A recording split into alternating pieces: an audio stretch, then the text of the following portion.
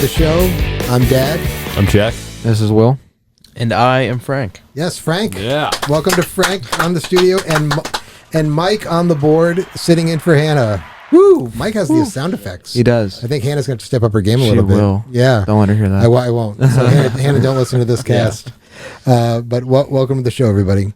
Somebody came to me before, like 2 days ago, and said, I got a couple things we definitely need to talk about. Yeah, I think it might have been Jack, because I know he has some with the Wisconsin stuff. I also have some articles I want to talk about.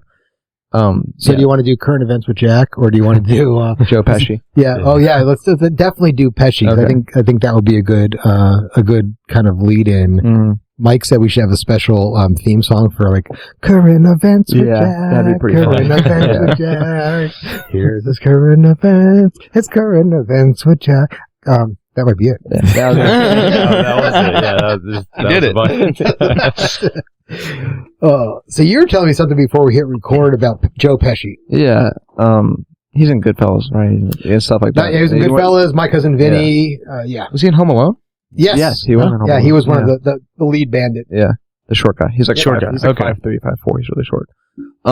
But he was a singer before. So basically his career was constantly off and on with being a successful movie actor. But what he really wanted to do was be a musician and a singer. But he didn't know that. Yeah, he kept trying and failing, so he kept going back to the movie to support his singing, and then he'd leave and go, I'm never coming back to film, and then go into singing again. Yeah, and then he would get like Scorsese would be like, and Robert De Niro would be like, hey, please, can we get you on this movie, like The Irishman kind of thing. Right. Hey, please come on this movie, we need you. And he's like, all right, fine, I'll go. Because he won an Academy Award for Goodfellas. Wow, I didn't know that. Yeah. Yeah, but he doesn't like acting. Wow. He decided to be a good way to support his music career. But, so basically, he was in a band when he first started music. In the 60s? Yeah. I can't remember what band it is. But when he left, he was a guitarist. When he left, their replacement guitarist was Jimi Hendrix. What? Yeah, I promise you. And then he went on to do, greater things. But yeah, Jimi Hendrix was the guy that replaced him, which is crazy. Gosh. But yeah, he kept trying to he wanted to be like a club singer, like a nightclub singer. Like Sinatra or something like that? Yeah, exactly. Wow. So he actually, after My Cousin Vinny, the character in My Cousin Vinny, Vinny's something that was the G at the end, his last name. Gambini. Yeah, Vinny Gambini. He actually started a music career based off of that character called like Vinny something Gambini sings to you, and he created like a record and stuff. Failed. Like all of his music attempts did terribly. Really? Yeah, but I think he's back into singing now. Because he doesn't do movies anymore. And that just is. So here's this poor guy who like hits it out of the park on acting, right? Yeah. Hates it, has his true love, which is the one thing he can't succeed at. Yeah. You know what? Go ahead. No, that it's funny how that works. You know? I know there's a lot of people in the professional entertainment level, as far as like athletes and stuff, who don't necessarily love their jobs. They're just gifted, born with their talents, right.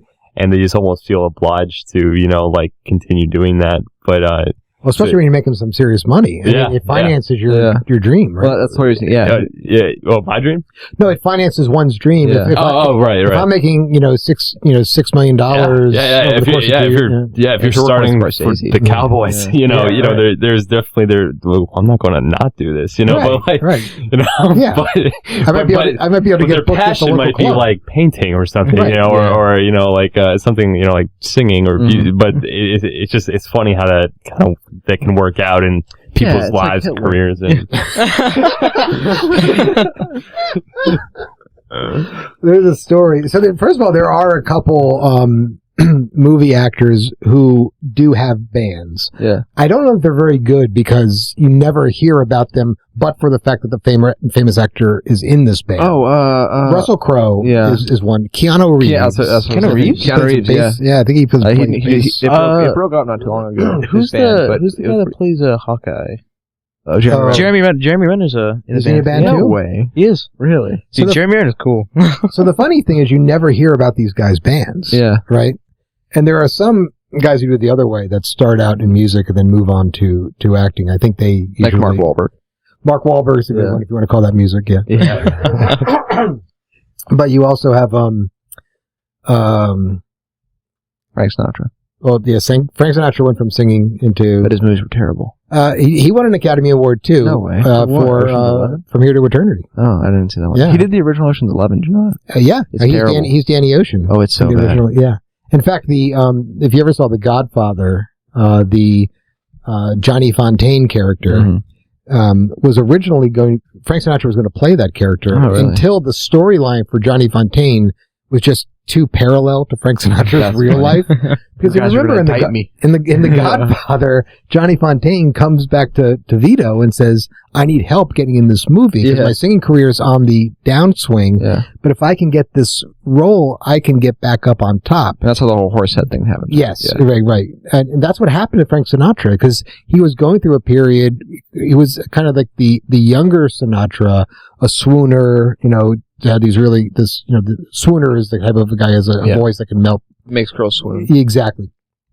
And that, he got a little bit old for that. His career started to take a side, started to go down, and then he got the From Here to Eternity role, and he was known for his acting, did some movies, and then the kind of more mature Sinatra comes in with this, like a darker, richer voice, and the Sinatra that we all probably know a little bit better. And that's exactly what happened to Johnny Fontaine. So it's clearly based on Frank Sinatra. That's funny. So he was another one who did that. It must have been easier to get Academy Awards back then. Just because something that was good. I mean, all this stuff back then was so bad that, there was a couple good movies from like the 50s and 60s, but a lot of them, they were just more experimenting with like new film technologies, and they were just kind of like doing whatever. It's like when the internet first came out or video games first came out, it was just like they were trying to force CGI. They were trying to really find their footing with like what this technology can do. So they're just throwing everything at the wall, and now like they're now there's like defined genres and stuff like that. But before it was just like we can make a movie about this and this and this and this and this, and a lot of them were just really bad. So I feel like it probably wasn't, or I think that it probably wasn't that hard to, as long as you got like into like a movie that actually made sense, and it wasn't like shooting a bullet at the moon. There's a bunch of stuff like that. I was just like, and a lot of these were the film versions of novels that did well anyway. Yeah. So they were expecting they were more of an epic scope and things like that. But I'm surprised about Joe Pesci because a lot of people that are into music, especially someone that desires to be seen as a musical individual. For instance, in the original Ocean's 11, DeanMartin plays more of the Brad Pitt type character. Oh, interesting. George Clooney is Frank Sinatra. Yeah. DeanMartin. I didn't know DeanMartin's in there too. I actually like DeanMartin a lot. And so DeanMartin... I think I might like him better than Sinatra. Oh, okay. Sorry. That's okay. So, you know where he's from? He's from Steubenville, Ohio. No way. Born and bred. Dean Martini. Wow. They changed to Dean Martin because Martini sounded too Italian. Yeah, so he's from Steubenville, Ohio, where Steubenville University is. Yeah. But in Ocean's 11, Dean Martin is behind the piano playing... ain't that a kick in the head? So he's being Dean Martin kind of, in a sense. So I'm surprised Pesci has ever had a role where he gets behind the piano or gets a guitar and starts playing to say, okay, I'll do this, Marty Scorsese, but I'm getting the guitar scene. I just think he looks too much like a hard mob guy. Yeah. You might also just not be that good. That's what I'm thinking. It's just like, I think he really, really wants it, but he might not be that good. Just like Hitler. Well, there might be a couple parallels there. You're absolutely right. And I just can't picture Joe Pesci rocking like Jimi Hendrix on the guitar. No, he wasn't that good. I don't think it was like he was at the same caliber as Jimi Hendrix. I think they just struck gold. It was just like, oh, who's this guy wants to be in our band, and then like, oh my gosh, it's Jimi Hendrix. What the heck is later he doing? They find out. Yeah. Right. No, he was before the Jimi Hendrix experience. Why is he wearing a tiger jacket? Yeah. That's Eddie Van Halen. Oh, sorry. I clearly don't know. All right, that's funny. Yeah. All right. Current events with Jack. Current events with Jack. Current events with Jack. That's my favorite part. Jack. I've been waiting all week. I've been holding this in for a while. I have like 2 weeks of it. We didn't even get to it last time. No, we didn't. Yeah. I was holding myself back. I was like, you know what? That was your fault. You asked the evolution. I was too into that question. Right. And we're talking about Jesus and the Gospels. Okay, let me get the current events. Yeah. It would have been a down step for sure. Does my mic sound okay? I feel like I sound a little distant or something. You sound fine. Okay, cool. Okay. little self-conscious there? Yeah, a little bit. Pre-show, Will bats on me all the time for being self-conscious. Yeah. Well, here he is live. You deserved it. It's well earned. You're better now. Fair enough. Yeah. Well, I don't know. I don't have too much, but what we were talking about was really interesting, I thought. So, Wisconsin. Well, there's so something that big that did happen that I don't know if you guys know about. There was another African American police shooting. Mm-hmm. I heard about that, but give me the details. Yeah. So his name was JacobBlake. That was the guy who got shot in Wisconsin. Rest in peace. Rest in peace. Yeah. So it's very controversial. It was another. So the culture took it as another. It was like another step. You know, I don't know, what's the like a George phrase? Floyd? It happened again. Kindle to a fire or something like that, or I don't know. But so of course the George Floyd started this huge movement across America, across all sorts of companies, and it's all over sports. It's school. France were across the world, right? Yeah. It was just like a huge thing that happened, right. And it brought back a lot of different shootings that's happened before, like Breonna Taylor and Trayvon Martin and stuff. And so there's this very big fuel, for this movement, and JacobBlake was seen as another martyr for the movement, and Wisconsin. They took gasoline and were burning dealerships down. I mean, like, wow. Now, was this in Kenosha? Yeah. Kenosha? Okay, yep. Gotcha. Yeah. So here, this is my controversial view, and I'm not alone on this. I get this, from different people, right. But if you look into the evidence in the case, and this is the same thing with George Floyd too, which is a little separate, but I'll start with George Floyd real quick. So, how it was seen and recorded was a man suffocated George Floyd to death, pretty much for no reason, and it actually what was spun was that it was race related. Yeah. So he killed him because he was black, and that he wasn't acting like crazy. He was just trying to buy groceries or something, and then the cops come because he's black. The cops got called because he was a black man, and then they killed him because he was black. Exactly, and that's the story, and that's what sparked this whole movement. Now, what was released recently, because Officer Thomas Kane's attorney, because all these officers are now on trial for murder. You know, no, they are. I mean, they're all facing time, or and so of course they all have attorneys. Officer Thomas Kane's attorney is making a very strong case that George Floyd actually died from an overdose on fentanyl and methamphetamine. Right. I've seen basically the coroner's report. Well, the coroner's report came back with he was just loaded on methamphetamine, and I think it was crack or fentanyl or something like that. Fentanyl, yeah. Yeah. I think crack might have been in there too. I'm not 100% sure. Or he had a history of crack use, one of the two. He probably had a history of a lot of if you don't mind me interjecting real quick, he also was not a good guy. If you look into anything about George Floyd, I mean, he robbed and held a pregnant woman at gunpoint. Yeah. A gun pointed at her stomach. At her stomach. Yeah. Like saying, I'll kill your baby. I'm not saying that he deserved to be killed at all. Yeah, me either. A man should not die based on his past. That's not for us to judge. But he also shouldn't be held to as a saint. Exactly. He shouldn't be like, this guy was an upstanding citizen in the black community, because he was not. Yeah. He was in and out of jail for crack cocaine and dealing and armed robbery like his entire life. And he just got out again. And that's when he was found at the grocery store making a scene and like acting crazy, loaded on hard drugs. Like, he wasn't just high or drunk or anything. He was on like a lot of hard drugs. Yeah. So go ahead. Sorry. No. I want to touch on what you just said, because that's actually very important to understand, because when an officer makes an arrest or pulls someone over, they pull up their social security number and their history comes up. Yeah. So when you pull up someone's history and you see armed robbery and all this other stuff, as an officer, you have to now approach this person differently than you would just a regular civilian. So he technically is a high danger target, in the sense where the higher probability of some type of altercation happening. And if he's on hard substances, he's not thinking rationally.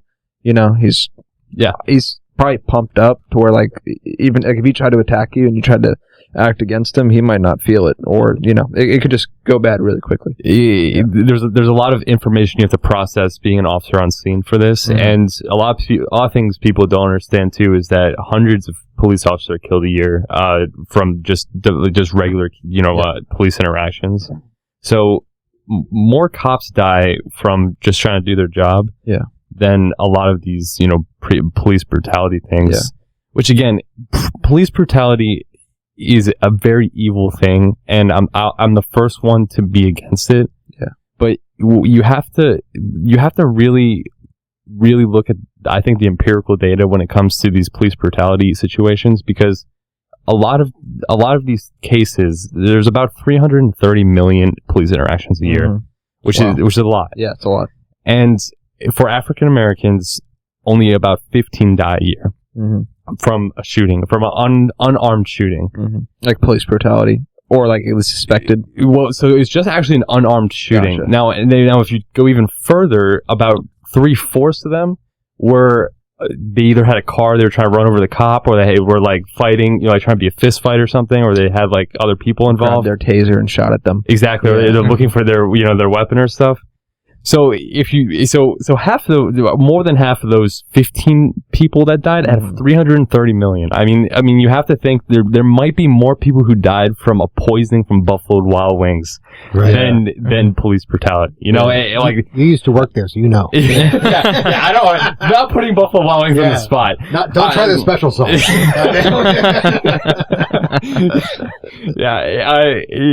The point, the point in that Buffalo Wild. Buffalo Wild is great. Yum, yum, yum. Yeah, actually, I don't care. I don't care too much because but we need the press. So sue us, please. Yeah.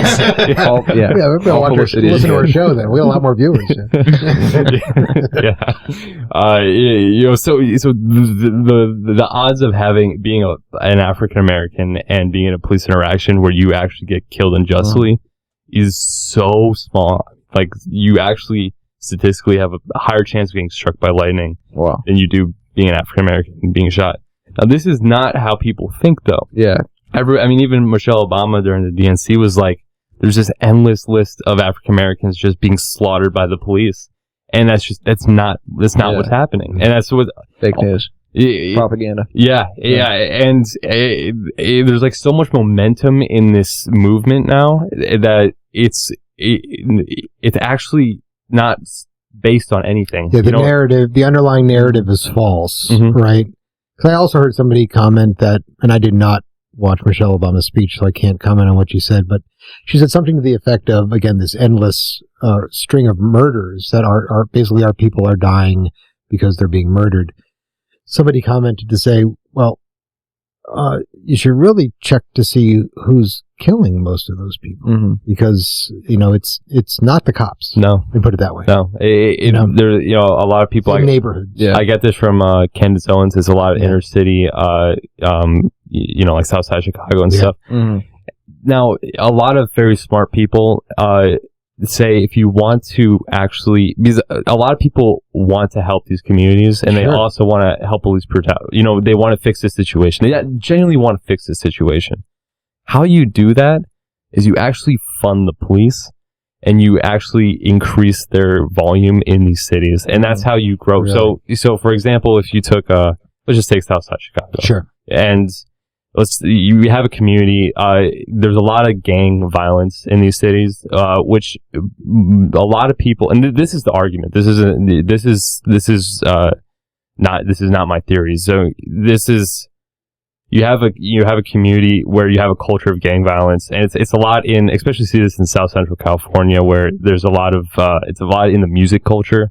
Right. Especially with, NWA, how that gangster rap that started. That's South Central LA. It's South Central LA, yeah. And, so a lot of gang violence, and it's also in the culture of those communities. Yeah, it's cool to walk around with Draco and shoot a cop. And that's the other thing, is that sorry to interject, the anti, to your point about the culture, we live in an anti-cop culture before any of this BLM stuff started. A lot of rap songs nowadays that everybody's listening to is, F the police. Well, Ice-T came out with that in like 91. Yeah. So I remember it was, And Jack, you lived in South Central for a little while, so you've seen it, right? Yeah. It's very, it's very real. Right. And I actually have a lot of, empathy for, people in those communities because it's a very hard life. Well, right. Also, being a cop in Los Angeles is listed, at least it was a couple of years ago, as the most dangerous job in America. I believe it. I definitely believe it. It's one of those things where in those communities, it was very. I'll share a little bit of my experience there. It was very impoverished, and there was a lot of gang violence involving robberies, drive-by shootings, and like gun-on-gun interactions inside the community. Right. And most of the people there are just trying to live their lives and try to pay rent, pay their groceries. That's the only place they can afford in LA, right? Yeah. So all their families live there or something, right? It's all they can afford, and it's very plagued by this gang violence, and it's very real. I would hear like just kids having a barbecue, in their backyard, and a block down there'd be about a 15-minute firefight between just two cars just unloading their guns at each other. Normal for the block party. It's just normal. It's just normal. They'll maybe go inside for a little bit and they might come back out. It's just it's very hard to live in those communities, and you can't downplay anyone who is stuck in that lifestyle. The issue, I think, though, is this gang violence presence of crime, and the way you solve that, and I'm taking this from, I believe, BenShapiro, is you have to have a stronger police presence there, because law and order equals a civil society, and it works economically too, in the sense of if you have a lot of these businesses, and you see it in a lot of these cities too, these businesses are affected. You can't grow your business if your business is in a dangerous spot, because you might know from like a business idea of, how they always say location is everything. If your location is here, your customer base is just going to be lower, so it's very hard economically to grow that community into a better community without the police. And it's evidently showing, because these cities that are defunding their police and you're seeing murder uptick almost 100% in a lot of these cities, like Baltimore and Southside Chicago, LA, a lot of these places, Detroit, Atlanta, a lot of these places, you're seeing the crime go insanely up, and you see, unfortunately, people getting caught in these crossfires of all ages, and it's very sad, and it's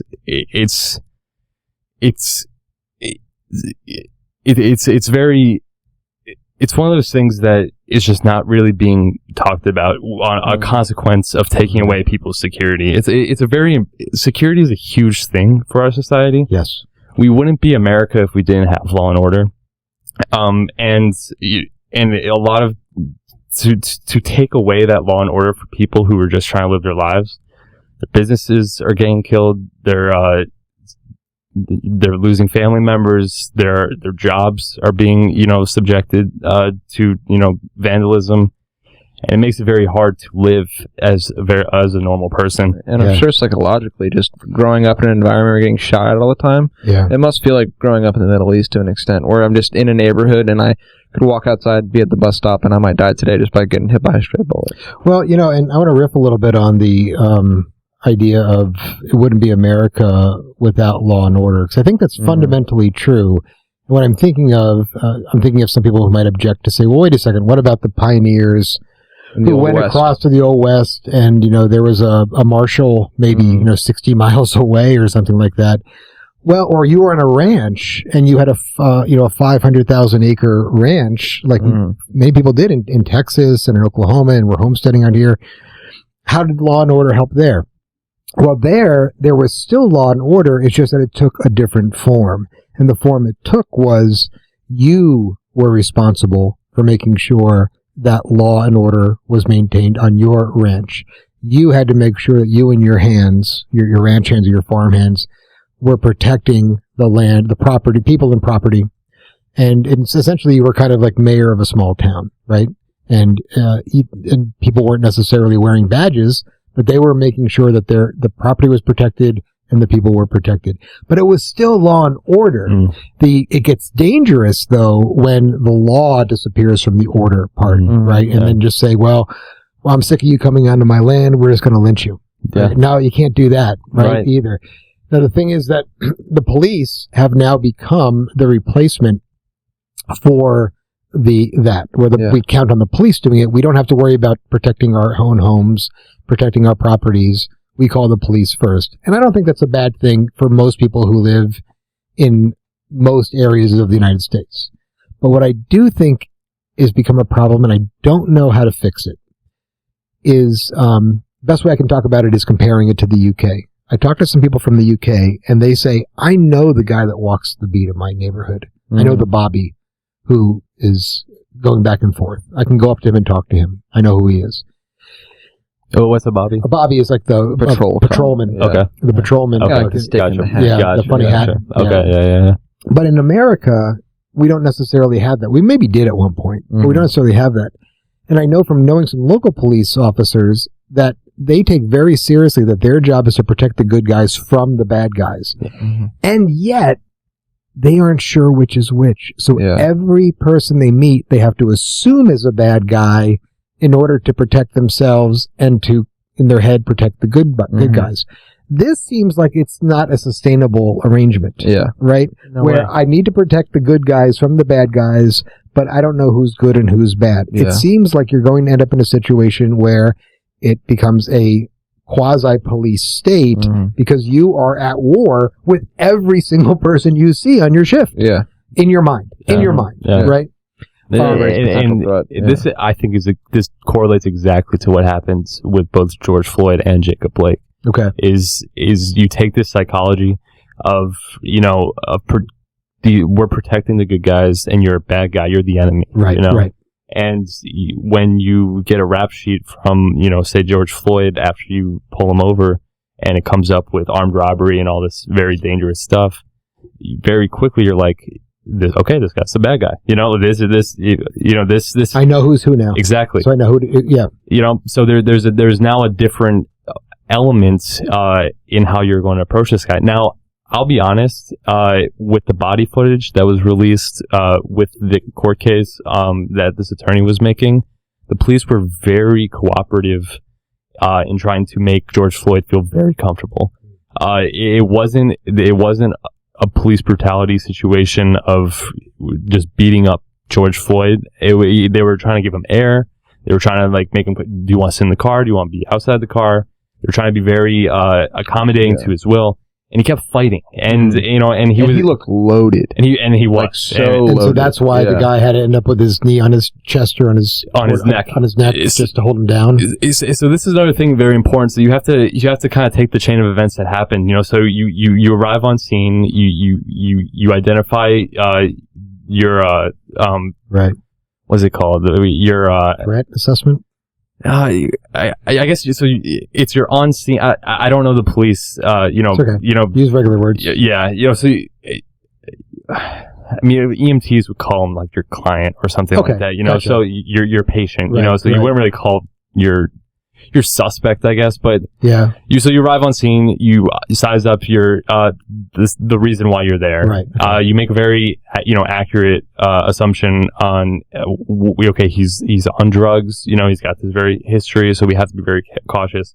Now, a lot of these guys are trained to handle situations. So there's protocols. There's a lot of and I only know this from an EMT medical situation, but I know it correlates exactly to how police when they arrive on scene. There's a checklist of things you do. Okay. And I'm assuming when a suspect gets violent, that there's a certain way that you may even have an options on things that you are supposed to do that was taught to you in your academy. Gotcha. So if you have a suspect resisting arrest and he's loaded and he's a possible threat to your teammates and the community around you, and has a history of hurting people. It has a history, but I actually don't. I'm not sure if that's relevant exactly to.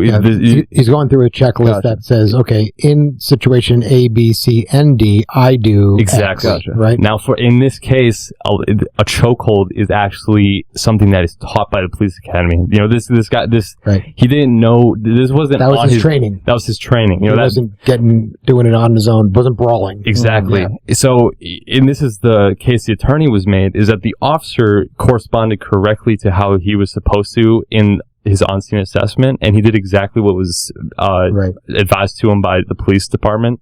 And why George Floyd died is because while the officer was doing what he was supposed to be doing, he died from the drug overdose that he took, combined with what the officer was trained to do. Right. So if the officer was doing that to, say, a regular person who wasn't on fentanyl or methamphetamine, he or she would not have died. Right. And this is the case the attorney is making, is that it wasn't murder. You know, this was not murder. No, I'd say that. I'd say if you want to sue somebody, sue the police department, sue the city of Minneapolis, because that's how you trained your cop. Yeah. And your cop followed his training. He was a good cop in that sense. He followed protocols. There was no intent to harm. In other words, he didn't go rogue. Yeah. He did what he was trained to do. Now, your training might be screwed up. It could be. And maybe you need to get new training. Exactly. In the city of Minneapolis, you got to pay the piper for that if that's the case. Yep. But it's not the guy's... In my mind, it's rarely ever one's fault if they stay within the bounds of their training. Yeah. You know? Now, what is very possible that could have happened... No, I said Code Red, like from... Yeah. Oh, from Only a Few Good Men? Yeah. So they were training. Oh, yeah. Code Red. Right. Sorry. Yeah. Well, that wasn't their training, though. Yeah, I guess you see, so that's following orders. Will's talking about following orders from A Few Good Men when the Marines shoved the rag in his mouth. They said, "Give him a code red," which is a hazing ritual and a hazing mechanism that was all outside of the regular training of the United States Marine Corps. Yeah. So this was not a code red in the sense that it was inside the Minneapolis Police Department's training protocols. Yeah. Right. Pretty important to distinguish if you were actually trying to if you were taking this from a very serious approach, is that this was not off the cuff on the officer to do the actions that he did. And the little room that I will give, that you can never take back, and this might go to what you're talking about, the psychology of these officers, is that there might be a little of aggression in there. This might not be a very comfortable chokehold. This might be a very aggressive chokehold. And this could definitely be related to the officer's psychology of, we're protecting the community, and this guy's the enemy. I got a bad guy. He's strong. He's large. I don't know if I could take him on my own, except for this hold. Yeah. Right? Yeah. So there might be a little aggression there. That could be compensated. But so the whole thing is that there is better ways to handle this. This isn't the most ideal way. It's where we're at right now. But a lot of this comes from not having enough funds to train these officers, not having enough volume, so the shifts are so stacked. So you might be working 5 shifts a week, or investing in assessing what training needs to be changed, things like that. I agree, and this is I don't see this from the evidence that I see. It seems more like he stayed within the bounds of training, and the bounds of training allowed for this. And so it's kind of case closed in that sense. But now we're in a criminal trial with the murder one, right? I mean, we're dealing with a criminal trial, not who's liable for the pay him damages. The hard part is the I guess the libel, if you will, has already been done. Since it got on the press and everybody saw those first headlines, and we're following the story at the beginning, all they know is George Floyd was an innocent man that got murdered by an angry cop. Yeah. And now no matter really what comes out now, they're just going to go, no, I read the original headline. This is some made-up stuff now because I was there at the beginning. I got to comment on that for a second. And I don't know if anybody saw this, but we're talking about Kenosha, right? Yes. And we're talking about... Is that the same place? JacobBlake, Wisconsin. That was Kenosha, Wisconsin, when they had the riots and they put the gasoline on. Yeah. We're talking about, yes, okay? Yeah. And talking about how the press frames it with the original one, okay? I'm going to show you guys this. Here's a reporter, and he's from CNN, and after seeing what I'm about to show you, and I'll for those listening on YouTube, I'll put it up for you as a visual. you can't tell the difference sometimes between the Onion, the Babylon Bee, and real news. In other words, there's a lot of evidence here to say, to bolster the claim that certain networks are going to stay by their agenda and their talking points no matter what. Yeah. And the individual is standing and reporting, the reporter's standing, and there's fire all behind him. It looks like he's standing in front of hell. Like a war zone. He's standing in front of the gates of hell. Yeah. I mean, it's all orange glowing because you can see the fire. And it says underneath, fiery, but mostly peaceful protests after police shooting. Yeah. They're sticking so much with the hashtag mostly peaceful. It's unbelievable. That it goes way beyond what someone would say is appropriate to say, maybe we should not do that one here. And here's another one that people started making fun of. I think it's fantastic. Here's the same guy standing in front of, this time, the Titanic, going down, saying, funny. Ocean liner's first voyage, mostly successful. Wow. And the other one that says, they're in front of Hindenburg saying, airship, fiery airship, mostly successful landing or something like that. But going back to your idea that the headline is there, and it works sometimes when people are confused, but I'm wondering if now folks are pushing the envelope by sticking so religiously to their mostly peaceful talking point. Not only that, but it makes other people perhaps wake up to say, wait a second, you're calling that mostly peaceful? Yeah. I know that is not mostly peaceful. So every time that you say mostly peaceful, does that mean what that is?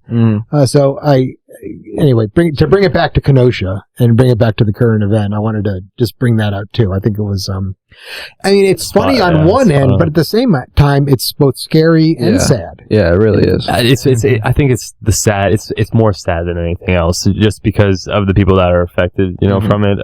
Someone's car dealership got burned to the ground. He lost his whole inventory too. Absolutely. There was probably, I don't know how many cars there were, but if you were to guess, like over thousands of cars on this dealership that was all burned to the ground. I don't know how much money that is. Oh, right. And sarcasm is coming to life. If I showed you that picture with that headline underneath it, it looks fake. But mostly be like, that's the Onion. Yeah. That's fake. That's sarcasm is what it is, right? That's what I thought when I saw it first. Right. Everybody did. And that's a real CNN news story. And I don't want to beat up on CNN. I think there's a lot of networks that do this. They stick to their talking points and they risk looking like jokes, and they also risk. It's like the boy who cried wolf. You're never sure when you're telling the truth now. Well, I think the real problem is that they have a narrative. Like they're really trying to push a narrative, and it's no longer about what's actually happening in the world. It's this contributes to what we were talking about earlier, and this headline makes it seem like this, and we're trying to push this narrative that this is like our story, if you will, right? And whatever contributes to that story is what's going to be put on. I almost feel like the producer goes, "Let's just not cover this. Oh crap! We really have to cover it. Okay, well let's make it look like a mostly peaceful protest." No, it really does. They were trying to put a gloss on it at every moment. Yeah, and there are plenty of things that I think don't get in the headlines that are pretty major events. And I wish I was ready for this. I have one. Do you have an example? There was one. I want to say it was probably a year ago, where there was a Islamic shooter that shot up a school. Really bad shooting. Wasn't covered by anybody. We've never heard of it. Wasn't covered because it wasn't a white kid. Same thing happened with an African American kid that did the same thing. Wasn't covered. What was the other? There's another big one. There was I think he might have been a shooter, and he was like an older guy. This is like not a school shooting, but a public shooting. And he was like not quite Middle Eastern, but more like Turkish, that kind of area. Right. And they put a filter on it to make him look white. But if you look if you look at the picture of him, like his actual picture and what they did to the picture is like, that man's obviously from like Turkey. He's darker. Yeah, he's obviously dark. And he looks like a straight white bald man in the interesting picture on the news. So again, it's like this stuff that they're trying to push the narrative of it's white people are the problem. These rich white kids are shooting up schools. It's police brutality, trying to kill black people. And then every little nugget of evidence that supports it, they just cherry pick and go, why? See, it happened again. It happened again. Why? Because it sells. And I also think, there's also people that have an interest. But wouldn't it sell no matter what color he was? Why make him look more white? Because I do think there's an agenda. I think there's an who's driving that agenda? Do you want my 2 cents? Yeah, I think you actually might know the answer because I think you've talked about this a little bit, but I don't remember. Yeah, I think it values. I think it goes to the belief system. As far as what a person values in their life, and so if your number one value is your moral compass in the world is systemic racism, and you're on the front lines of news reporting the story, and you see something that actually contradicts your own values, and it might actually show that your value system's wrong. Yeah, the first thing you want to do is like, nope, don't want. That's not real. We do that as an individual. Right? We choose not to see the things we don't want to see that are or we tend to want to close them off. Right. I think it's gotten so bad though that. It's so bad that it seems so fake. It's like like what you're talking about. Like you'll see one thing that's like obviously like this story with the mostly peaceful protest. Right. It's so obviously not true, but I really think that a lot of people in their mind really believe that it's actually not that bad. Yeah, even though they know, really they know. But it doesn't belong in their narrative. It doesn't belong in their worldview. So they just shut it out like it doesn't happen. And then you go and talk to them about it. Like, no, but look at these facts. They're like, F you, whatever. Get out of here, fight me. Because I mean, if you even go to see videos of people at rallies and protests, or like a Trump rally or a Biden rally, and people come with facts. And they're like, but do you know what you're voting for? Do you know what you're talking about? Because these are the actual facts of the situation. They just go, get out of here, you racist. Get out of here, you whatever. I'm gonna kill you. You're an idiot. And it's like, I'm not even being aggressive. My voice is monotone. I have a list of things I just want you to talk to you about, and they're screaming at you. They're threatening your life. I mean, I really think it's this. Yeah. So here's my question. Here's my question on that. Did you have something to say? Yeah. I mean, go ahead. Well, I mean, even with a lot of this, I feel like journalism, like people in journalism, like CNN, Fox News, whoever covers this, a lot of them know this is where was I going with this? This is bad. Like they know this isn't what we're going for, but it's almost like playing for the winning side. So as soon as they start losing, or as soon as they start winning, the stories might change. Yeah, and it's very popular to be on this cultural side of where if you were to go against the trends right now, you will be subjected from your friend groups in a sense, or your colleagues.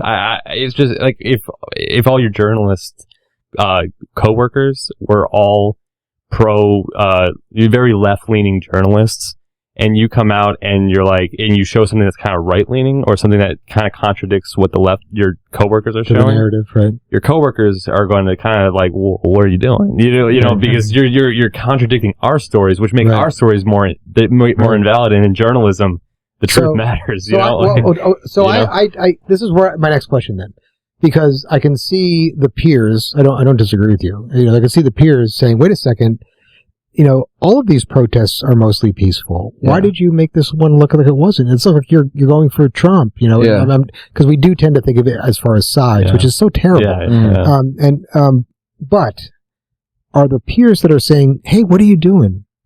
Are they conscious of the fact that they're doing that, or is it an unconscious psychological trigger that they just say, I'm constructing a description of reality that fits my narrative that I already have in my head? Yeah, I don't think so. I think it's completely subconscious, because I think we live in a world where the culture and our environment subliminally allows for you to do this, and we don't talk about, we're talking about it obviously, but it doesn't get talked about enough.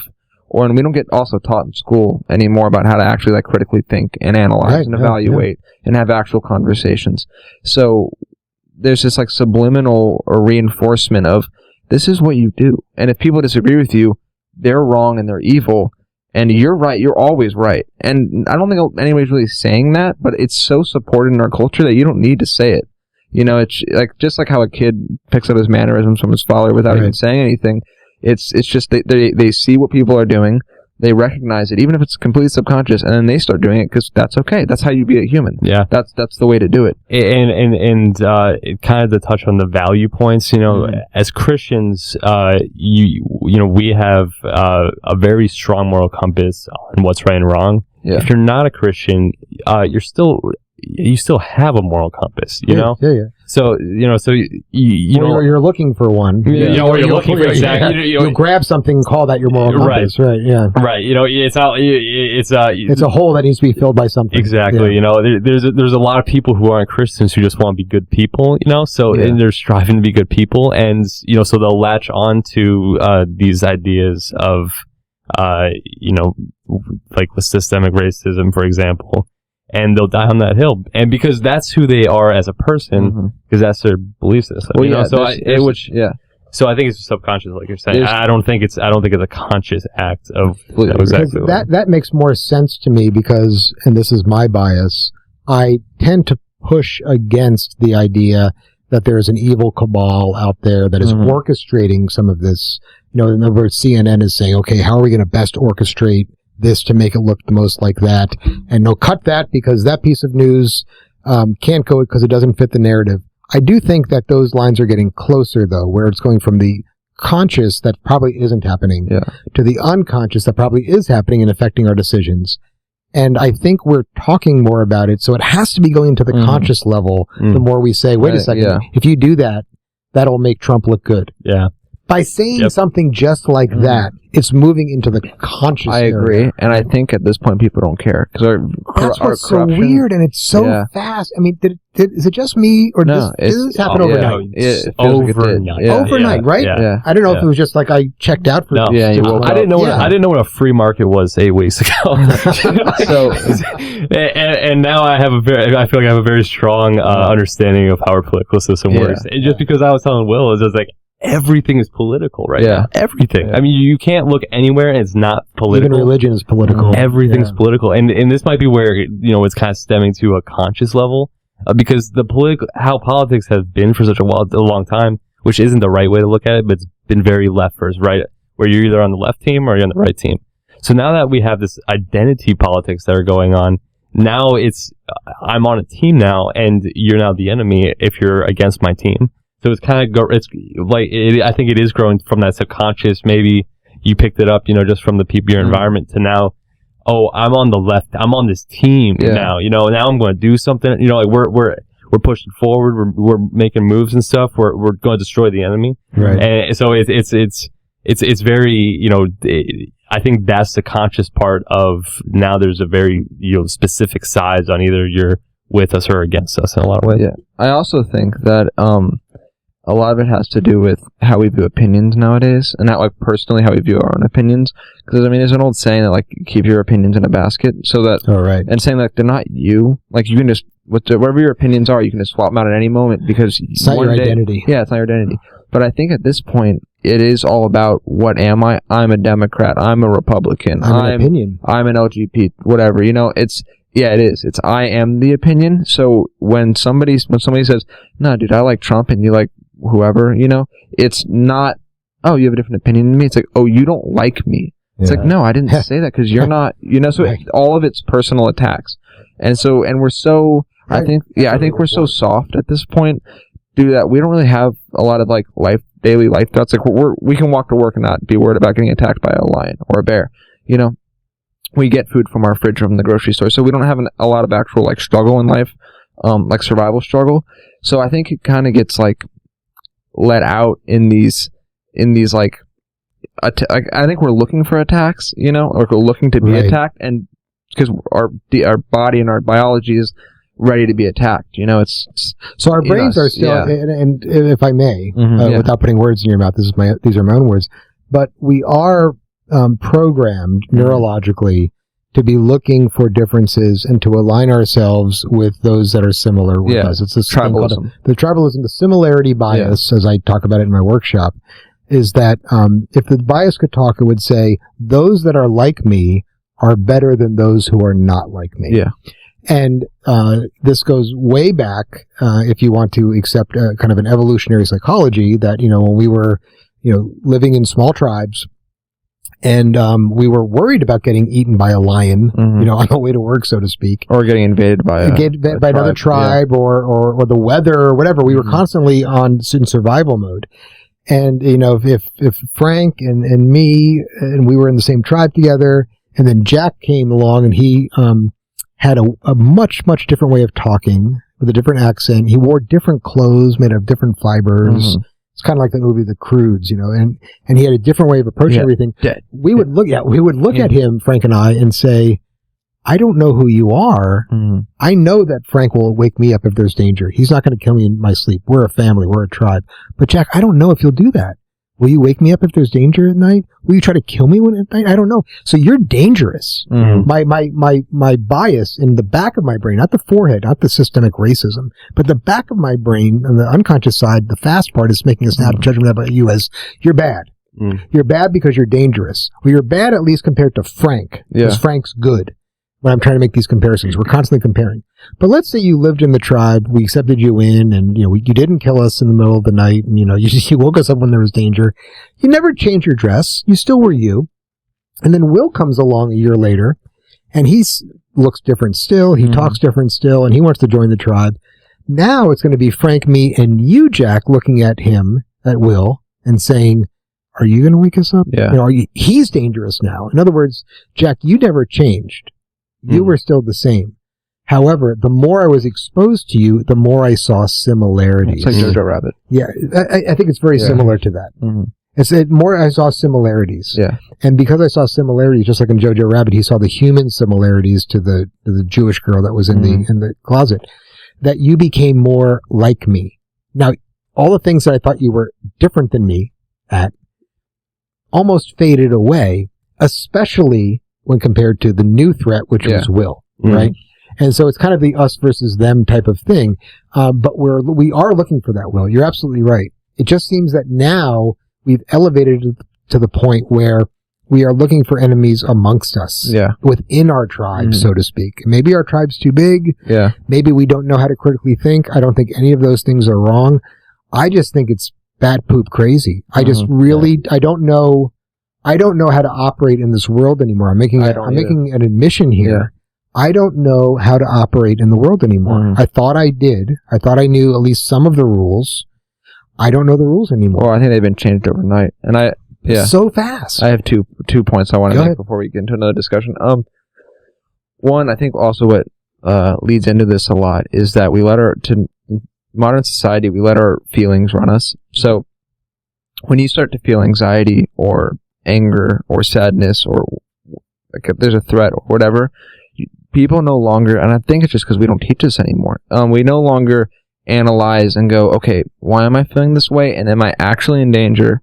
Is this actually a good reason to be anxious? Is this actually, let our reason trump our feelings? We just feel something and then we go, okay, I must be right. My feelings must be right, so there's something wrong with you for making me feel this way. So I can't be wrong because I felt it. Like, how can you say that what I'm feeling is wrong? It's like, well, those are often wrong. Your feelings are most of the time going to mislead you. So you have to have a strong, reasoning. You have to have strong reasoning so that you can analyze your feelings and analyze the situation and then, go from there. But I think today we're all run by feelings. Well, I think also that going to Jack's point that we're run by feelings. I would say that we're probably always have been run by feelings, and the only resistor to that has been some idea of objective truth. Yeah. The objective truth might have been the Pharaoh as God. It may have been a Christendom as European society, that the church was but there was something that we would look outside of ourselves to say what is right and true. And we would go along with it. I think nowadays that has been seen as something that is somehow simple-minded or something that's, silly people will look outside themselves for truth. Yeah, truth is subjective. Truth is subjective. Yeah. And so that... And how dare you say that my truth is wrong. Right. Yeah. My truth, you have your truth and I have my truth, which that statement doesn't make any sense. Yeah. But if you do that, then I think we've arrived at the natural consequence, which is I've made myself the source of truth. I've made myself God. Yeah. I am now God because I will now dictate to myself. Yeah. What is truth, and then impose it on other people. Right. Since I don't have anything outside to be able to tell me what's right or what's wrong, because I don't listen to any of that, because I know I will only listen to that which is inside me, which is my emotion. Yeah. And that is what's going to drive. Really, my emotion has become my God. I think you're 100% correct. And that is a terrible situation for us to be in. It's terrible for any individual to be in. because it only leads to it doesn't lead to peace. No. It leads to internal strife and external strife. Yeah. It's and this is absolutely a dire situation that I don't know what to do about it. Yeah. I really don't. And you had a second point, but I wanted to riff on that a little. Yeah, it's the second point about it's just a commentary on America, but we can get to that in 1 second. I just want to get back to it because I think it's an interesting point that nobody's considering really in America. But to what we were saying, yeah, I think it's a really big problem, and I do think alongside and lower than the having objective truths in our society, it's also that and I touched on this earlier, but we're really not taught how to reason anymore. In school, it's all about busy work and the sciences. Well, the critical thinking is not on the standardized test. Exactly. And because of that, there's a whole generation that have learned to not critically think because it has not been on the standardized test that gives us federal funds. Exactly. In many ways, I think the No Child Left Behind policy of the Bush administration has been at fault, has been at the root cause of something like this. I agree. And I think this is why when me and Hannah end up, when we get married and have kids, we're both agree on this. I really want to homeschool. Just because I really want my kids to have a classical education. I want them to understand the arts. I want them to get poetry and writing and music and all. And I mean, mathematics and sciences are important, but those aren't going to teach you who you are and how to express yourself and how to, vent through different mediums, other than yelling at somebody to be, to journal or to express yourself through music or poetry or writing, whatever. Because I really don't think for most people, knowing the internal organs of a snake is going to get you anywhere in life. Unless you're going to be a biologist or, a zookeeper or a veterinarian, it doesn't matter. It doesn't matter if you know that the sun goes around the earth or the earth goes around the sun. It does not. It really, to you as a human being and to your evolution as a person, you're not learning philosophy, You're not learning any of these things that make you question who you are, what is right, how should I be acting, and where do I need to be going? What's progression and what's evolution from like a internal person perspective, sense, Progress. Progress. Yeah. Progress means you're actually getting somewhere. The question I always have about America, or really it's the world in general now, when they talk about, no, we're trying to make progress. A liberal society, in the new sense of the term liberal, is one in which we're progressive. Yeah. My question is, what are we progressing toward? Yeah. What is the end goal? And nobody can make that answer. Well, a better society. I've heard this other places. Yeah. What does that mean? What does that mean, a better society? That's like me saying, you know what, Jack? I'm doing your annual review, and I just want you to do more. Okay, great. What does that mean? Like, tell me how to do. Well, just more. Lumberg comes to mind. Office space. Do better. Yeah. Do better. Well, see, the thing is, that was, again, parody and satire. Yeah. The world has become that as the normal thing. Because I can't, let's do more. But we need to progress. Yeah. We need to do better. Right. We need to do more. Yeah. But, okay, tell me, does that mean 5 more memos a day I need to write? Right, maybe. I don't know. Yeah. But we got to do better.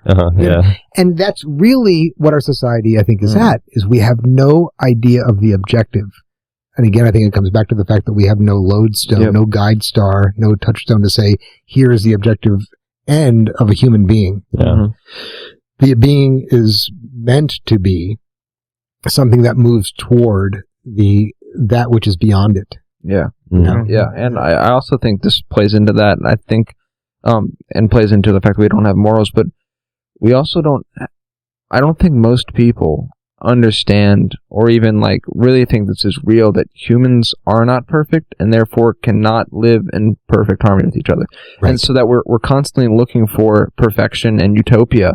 And the fact that I'm not living in utopia right now means that it's your fault. The other side, Something's wrong with Trump. Yeah, exactly. Trump's the one keeping us from living in utopia. Biden's the one keeping us from living in utopia.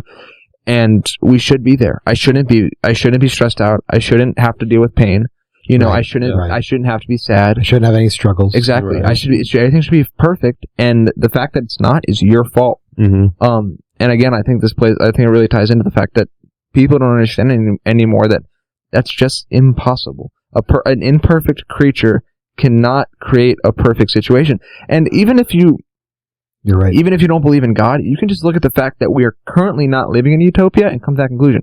Because if we were capable of living in utopia, then that means that we'd all have to be perfect. And then there wouldn't be this discussion right now. We wouldn't be talking about the fact that we're not living in utopia because we would be living in utopia. Yeah. And I'm going to make your point here. Yeah, go ahead. But you see, the only reason I'm not living in utopia is not because I'm imperfect. It's because you're imperfect. Exactly. Yeah. Right. It's because you're imperfect. Because so I don't agree with your premise that we're not imperfect. That we're not perfect. I am. Yeah. It's really true. I really am. Because I know where we're going. I know where we want to be. I'm the model of who I am. I'm the model of who I am. So I'm the model of my objective. But you're not. Yep. And so I need to get rid of you. I need to change you. And then I'll be okay. Yeah. There's no more we. Even. Yeah. It's all about true. it's all me. It's true. It's like an individual collective, which is the weird part. Yeah. It is weird. Yeah. That's incredibly unnatural. Yes, it is. I don't even know where to see that. Yeah. Because it's no longer about we need to make humanity and society better for the betterment of humanity as a whole. It's we need to make society better for me. And everybody is going at it from that perspective. How can I make the world better for myself? And they don't care about anybody else. And they think they're doing it for other people. Yeah. But at the end of the day, it's really, how can my agenda be pushed? Because I can say it's for you, but it's really for me. Right? Yeah. How can I make my life easier?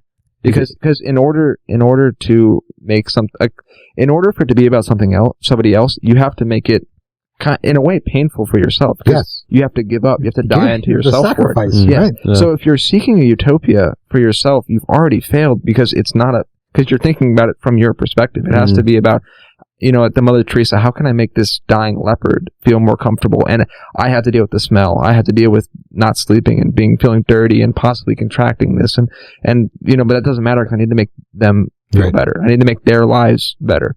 And when you're coming at it from, I need to make everybody else's life better for myself, you've already messed up. Yeah. I think it's pretty fair to say it's self-centered. Yeah. Oh, yeah. I think, And you're your own God. Yeah. So exactly. It is God-centered. It's just you have the wrong God there. Yeah. It's true. Yeah. You're on your God spot. Yeah. I think gratitude would be a very big virtue that could probably save the country. I think humility. Humility, definitely humility. Yeah. It would probably come from that, though. Humility would come from the gratitude, I think, too. I thought about this a little bit on, everyone's kind of looking for, that contentment for peace, and I think it is different for everybody in the sense of different people have a different load from God. And so to say, I was talking to my spiritual director, Jeff. He's a great guy, and we were talking about there's different denominations, and we were talking about TimTebow, and we were like, TimTebow is probably going to heaven. I mean, he lives a great moral life, Now, and we're both Catholics, so there is a skewed kind of perception on Catholics think if you're not living the Catholic life, you're probably going to go to hell, especially the extremes, I can put a point of clarification on that after your story if you'd like me to. But sure, yeah. I think God hands everyone a different source of peace, For example, TimTebow, I think he's living to the maximum of what God wanted him to do in his life. Probably not the maximum. Well, no one hits the maximum. No one hits the maximum, But I mean, I don't want to, he's influenced more people to Christ than a lot of people. I mean, he used his platform at UF and in his NFL career to boost. He would wear Bible verses on his eye black and stuff. And this is actually a very interesting story. Is during the national championship on Tim Tebow's senior year before his draft class, he changed the Bible verse to, I believe it was John. I can't remember exactly what it was, but it was the verse of if you know me, I am the Lord, or something along those lines. And after that game, and he felt very called to do it, he went to Urban Meyer, who was very superstitious coach, and they're killing it all season, and he has this one verse, There's a change. He's like, don't change no it. change. This is what God is, Tim, Right. don't, and of course, and you said that jokingly, he's like, do what you feel like you gotta do, and, so he wore, the verse, and, over 1 million people Googled that verse after that game. Oh, wow. And it was very cool a few years later. Man, it was John 13:14, I believe. And in his one of his career games with the Denver Broncos, he played a game and he didn't intend to have that verse in any ways, but he threw exactly like all his numbers as far as his passing yards, his rushing yards were all the verse. And I believe it was 3:14. Maybe you can correct me. 14. Yeah. 13:14. 13:14. Now that I, your Lord and teacher, have washed your feet, you also should wash one another's feet. That's what 13:14 is. Yeah. Sounds good. Yeah. So he threw this. He played this game, and all his statistics were 13:14. And really? It was pretty amazing. Wow. And he didn't notice it, and a lot of people told him after. And now he does a lot of. Now he left the NFL, and he does a lot of teaching as far as speaking in churches and a lot of the different Christian domination, missionary work, and stuff like that. So he's a very. My point is that so that's just a story, but he's living a very moral life, and he's not Catholic. So in what I think this maybe you can help me, with some of this is that, God gives his church sometimes a different load than what maybe someone else would have. I think maybe we were talking about this where the church was meant to go through suffering, and we talked about physical church as far as the Vatican, and then actual that apostolic church, which is us, and I was thinking about this, and I was thinking about these virtues, these 7 heavenly virtues, and we have tools as Catholics that actually no one else has. I mean, we have the Eucharist, and we have Rosary, all the sacraments, Yeah. And, so we have this tool belt, if you will, that we can utilize. I was really thinking about this because, like I was sharing with you yesterday, I've been going to daily mass, and, I'm loving every bit of it, and I feel very, my faith is growing very strongly from it. I could never have that experience unless I was a Catholic, These are doors to graces. Yes. Yeah. And, so. But you're in a position that if you weren't a Catholic, those doors wouldn't be open to you. Yeah. Right. So, now this is just my own thinking. I'm like, I think, sometimes, God gives different people different, struggles, different challenges. Everyone's different. Everyone's unique. Everyone has their own cross to bear. Everyone has their own cross to bear that's very unique to them. And I think a lot of people that aren't Catholics can actually take just these very simple virtues and apply it to their life, and I think it would solve a lot of their personal problems to peace.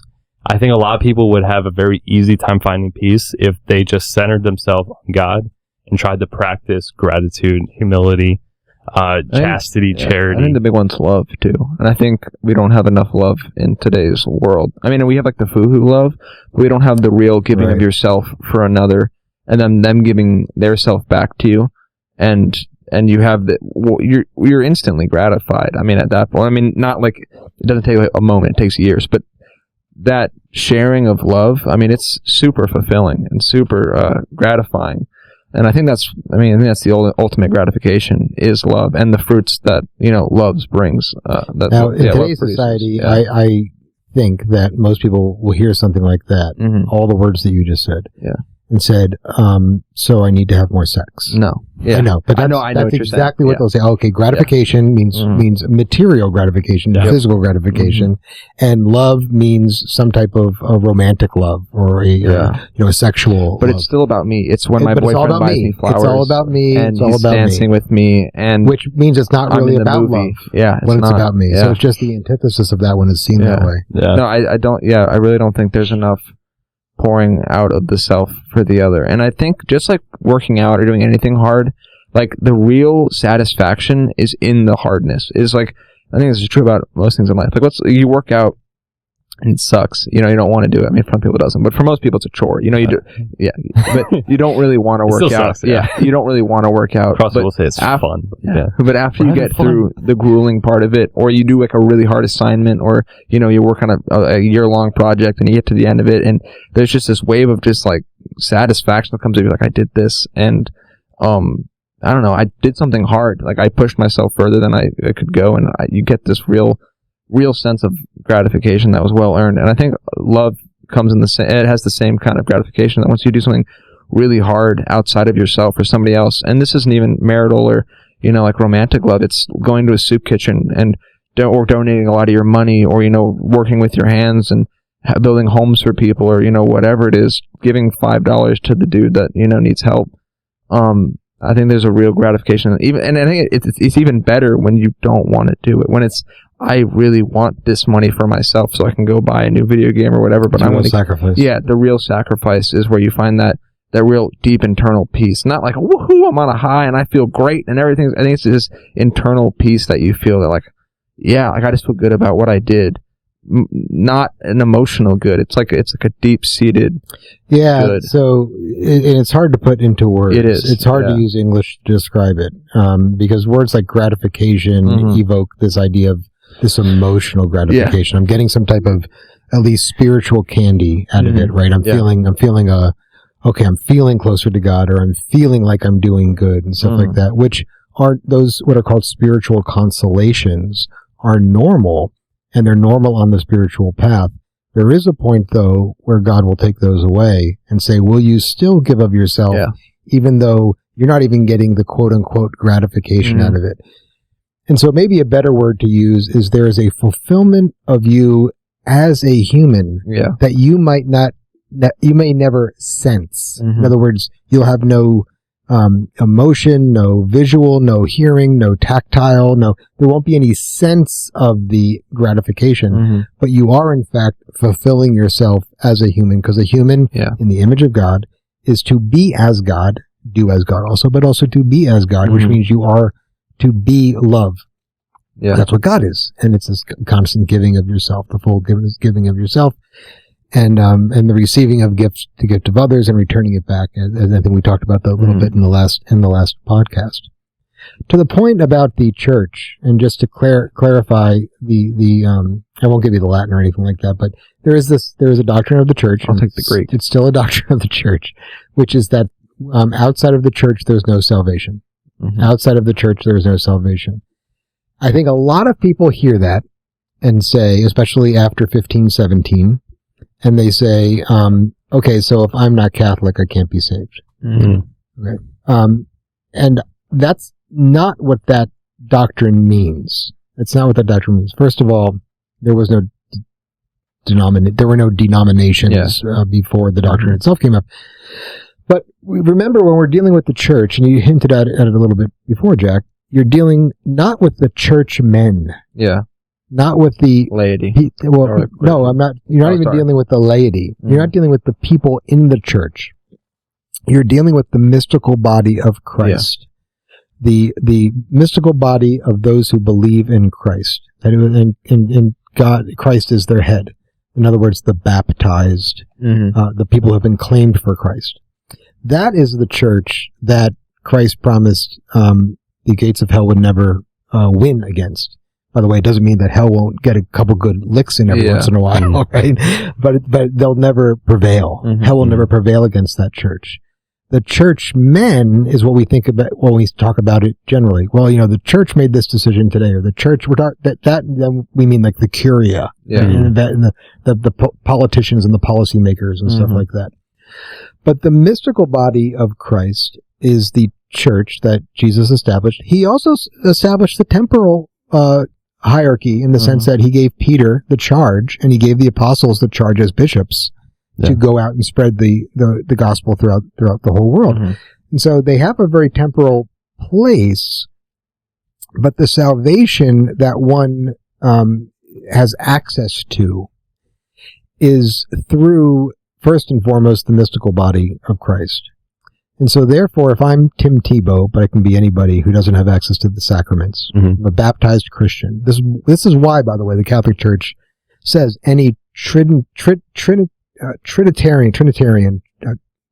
baptism, I baptize you in the name of the Father and the Son and the Holy Spirit, is a valid baptism. It's not like, well, that wasn't in the Catholic Church. No, it's valid because you are now a part of the mystical body of Christ. If TimTebow is saved, because he can't be saved by any other means but through Jesus Christ, then his salvation is still through the church.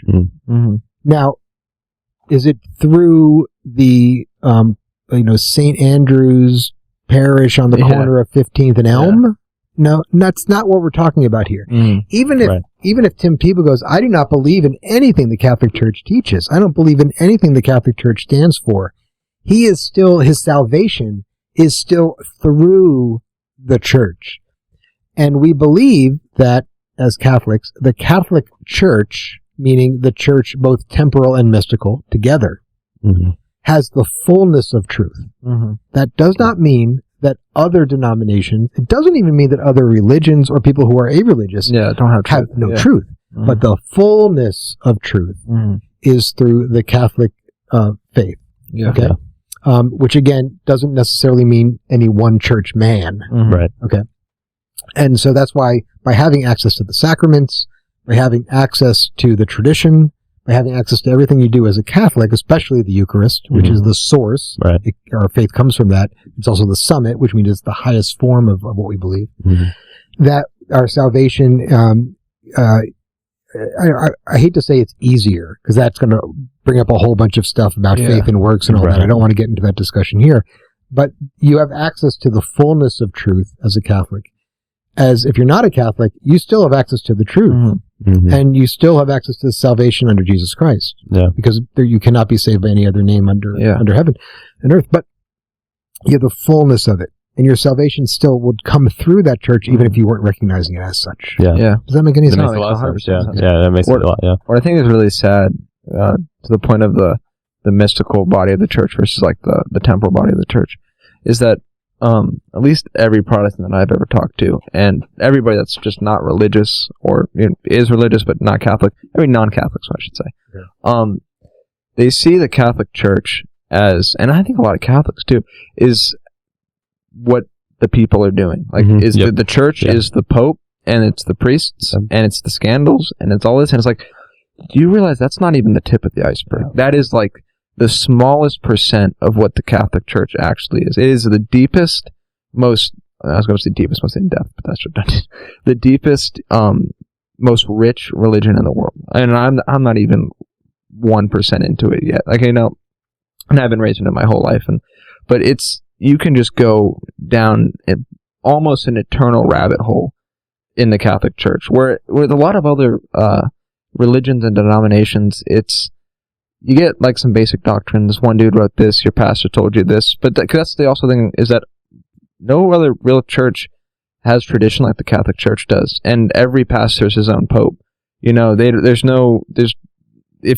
Tim Bob doesn't agree with Jim Gordon or whatever, he's going to leave that church and start his own church or go to this other church. You've seen it even in Orthodoxy, which does still have the apostolic claims. The patriarchs. They don't agree with each other, but they don't have one authority to bind them. Which is the importance of the Pope. But they really don't understand what Catholicism really is. And I really don't think most Catholics understand what Catholicism really is. No, and I think part of that is we've been Protestantized. Yeah, we have. And I'm not using that pejoratively. I'm just saying it's different. Yeah. We've been Protestantized in our liturgy. We've been Protestantized in our catechesis, meaning our learning about our faith. I know my generation was. And we've been left on our own. In other words, our church men have abandoned us. Even if our church has never abandoned us. And remember that even a lot of the apparitions, the Marian apparitions especially, which have been approved by the church as worthy of belief, say that this will be the time when the church men will be the most ugly, disgusting cesspool of sin and filth that are leading everybody astray. And so that seems to mean that the church still is alive.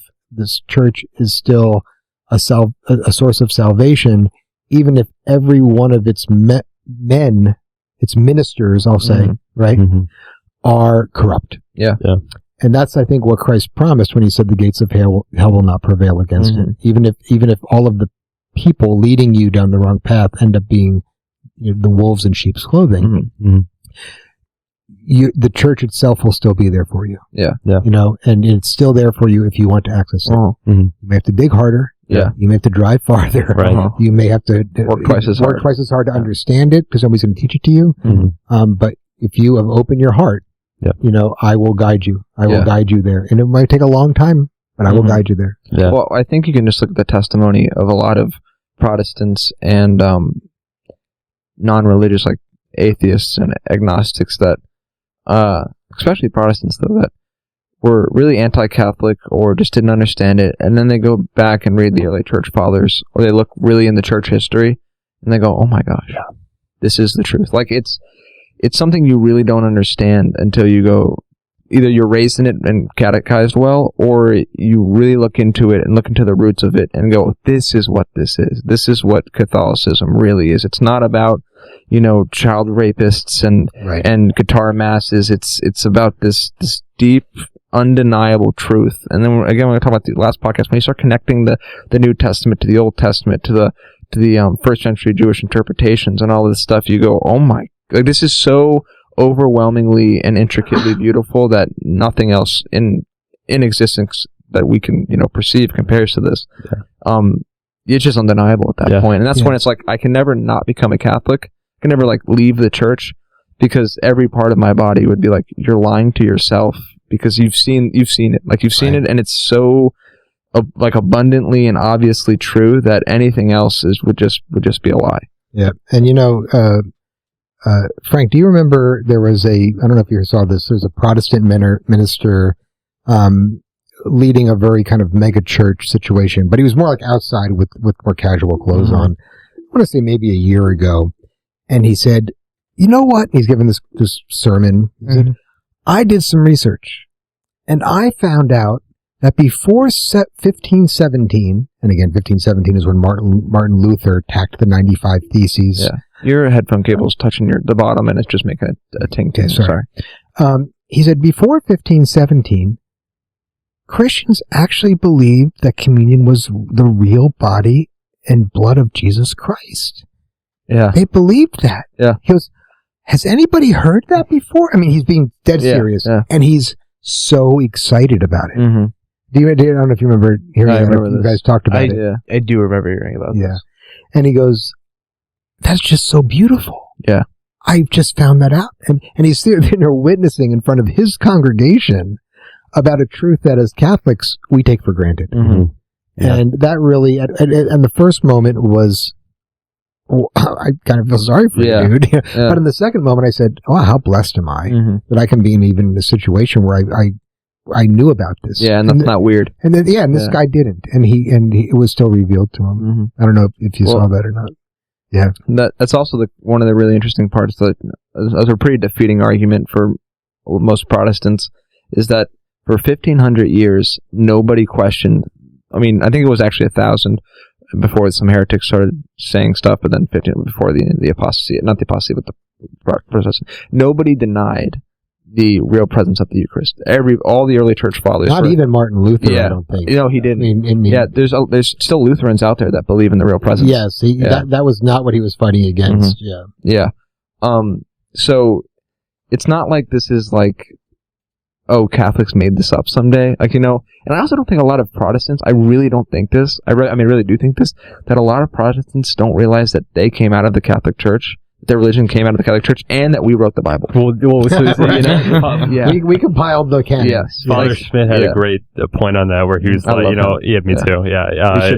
We should add Ascension Presents. Yeah, Ascension Presents. Fantastic priest. They also have a few Franciscan priests on there. I like them a lot.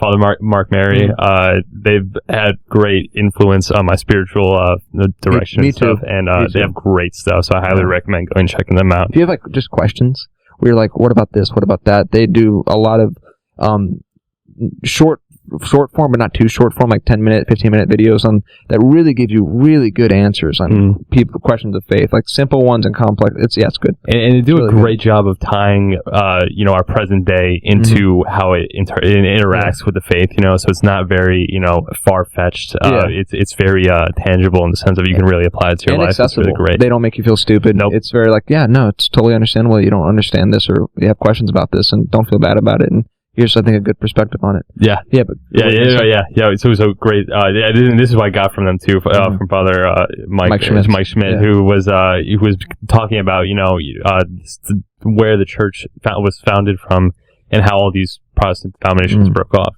And he said it's in the verse Matthew chapter 16:18. And so I say to you, you are Peter, and upon this rock I will build my church. This is very interesting because everyone universally in all denominations know the Bible is truth. Yeah. So if we know that the Bible is truth, and we have Christ saying here that that I'm going to build my church upon you, Peter, who is historically the first pope. Yeah. It's directly saying the Catholic Church is Christ's church. I have a funny story about this, actually. Okay. Freshman year of high school, my history, I think I told you about this after it happened. Freshman year of high school, my history class, you might remember, we were learning about religion, like world religions and stuff like that. And my teacher, she was like a Baptist or something like that. Really nice lady, Miss Moody. And it just dawned on me in my head. So I wasn't asking this to try to like thwart her or anything like that. It was one of those pure like epiphany moments. And I was remembering this, and I'm like, wait, if the Bible, and I said this out loud, like I raised my hand, I'm like, if the Bible says that the Catholic Church is true, and you guys all read the Bible, why aren't you all Catholic? And she goes, well, I guess that's why there's different religions, like a different interpretation. Next. Seriously. Check, please. But it was a genuine moment where I wasn't trying to be like, ha, gotcha. Right. It was one of the, just dawned on me, and I was thinking through it while I was saying, and I'm like, but how can you believe that this isn't? Right. If Jesus himself, and you believe Jesus, and your whole thing, sola scriptura, which is completely false premise in the first place, but your whole thing is, if it's in the Bible, it has to be true.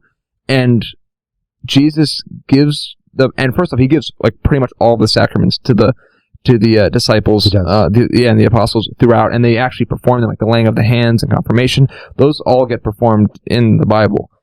They're not named the same thing, but they are all like, if you do the form and matter, like, well, yeah, this happens, and they talk about it, and they do it, and that's why the priests couldn't do it, and that's why the apostles had to come and do the laying of the hands, because it's confirmation. Yeah. Anyway, that this is all in the Bible, and Jesus gives, even in that same part of the reading, or it gives the keys of heaven to Peter, and he says, whatever you bind on heaven is bound on, whatever you bind on earth is bound on heaven, whatever you loose on earth is loose in heaven. I mean, that's the whole premise for confession right there, and all their powers is that God literally said to them, whatever you say here on earth, it corresponds to heaven.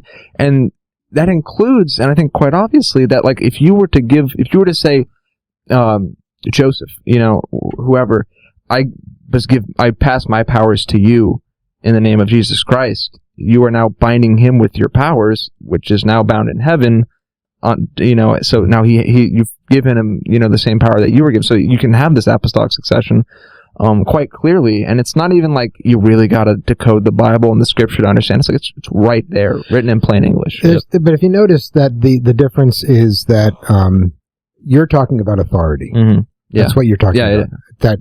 So where did Christ get his authority? Mm-hmm. Because first of all, he is God, but because he is also obedient to the Father. Yeah, he is in his true humility. Mm-hmm. He says, "The Father has given me all authority over heaven and earth." Yeah. And that's what then allows Christ to say, and I give you this authority to Peter as an individual, in one sense, but then to all of my apostles. He breathes it on. And then I give also the authority that you can then further delegate because the Spirit is guiding them when they're saying, okay, I need some deacons here to start doing this hospital stuff because we're busy doing this other stuff, right? This is all about authority. And I hate to say all Protestants because everybody believes things differently. Yeah, it's really true. I can't group them all together. We like to look at it as it's the Catholic Church versus the Protestant Church. Right. But it's the Catholic Church, which is a bunch of little little churches. And people could say, well, Catholics believe different things too. I'm like, well, individuals might, but the Catholic Church teaches one thing. There is no Protestant we have a book church. On it. Yeah. You know, there's no church that you can say, well, what do you believe? Where are your doctrines? Yeah, where's your canon? They say we don't have authority. The only authority is the scriptures, is the Bible. And so they go, okay, but what about the authority that you have in, like, the authority that he gave Peter and stuff like that? Yeah. Well, he was really giving it to all of us. So we really have all of that too. In fact, the rock, I've heard this many times. No, Jack, see, you're interpreting this wrong. Because the way why you're interpreting this wrong, Jack, is Christ said, upon this rock I will build my church. He meant the strength of Peter's faith. And so he's going to build that and that means that if we have strong faith, we're a member of his church. Yeah. You see? And so that's what that's about. I'm going to say, the other question is, well, how do you know you're right in that interpretation? Yeah. I say, well, how do you know you're right in that interpretation? I said, I don't know I'm right in my interpretation. That's why I rely on the church. Yes, exactly. On the apostles. Yeah. In fact, you need the authority of the apostles to be able to interpret the scriptures so that we understand what they really mean, because we believe that the Holy Spirit came descended upon them, and they you see how it all flows? Yeah. Which I think is funny because it's kind of a paradox if you really break down what they're saying. Because basically one or two things, it's one or the other. You either believe that for 1,500 years the Catholic Church was completely wrong in their interpretations of the Bible, because Peter himself, recognized himself as the Pope and the other apostles as the bishops and stuff like that, and they founded the Catholic Church. So you have to believe Jesus recognized Peter as the Pope. Yes. But I'm saying, but among themselves, they weren't. Oh, yes. Yeah, they weren't like, we didn't call him that later. No, you have examples of that, and them giving deference to Peter. Even John arriving at the empty tomb first, waited for Peter so that Peter could enter first. So you would have to believe that they were wrong for 1,500 years, okay? Which means that the Holy Spirit was not guiding them for 1,500 years, and then it started guiding you now. Wrong. Yeah, exactly. So you have to believe that. But if you're believing that the Holy Spirit wasn't guiding them for 1,500 years, then you can't believe in the Bible, because they were the ones that compiled the Bible under the guides of the Holy Spirit, or the New Testament.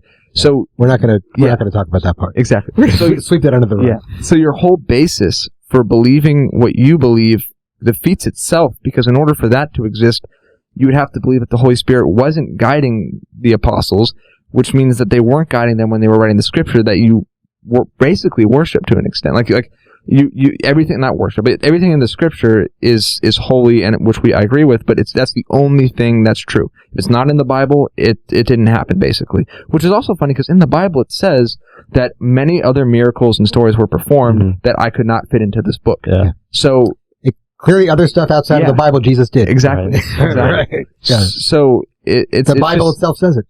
Yeah. So you have to believe it. It's just it's just silly to believe that. So to think that, to have that viewpoint. Well, again, nor does anywhere in the Bible does it say that it's sola scriptura. So therefore, what's your authority for believing sola scriptura? In other words, you are believing a doctrine. Yeah. You're believing a doctrine of sola scriptura. Where does that come from? Yeah. Well, it can't come from the Bible, because the Bible doesn't say it at all.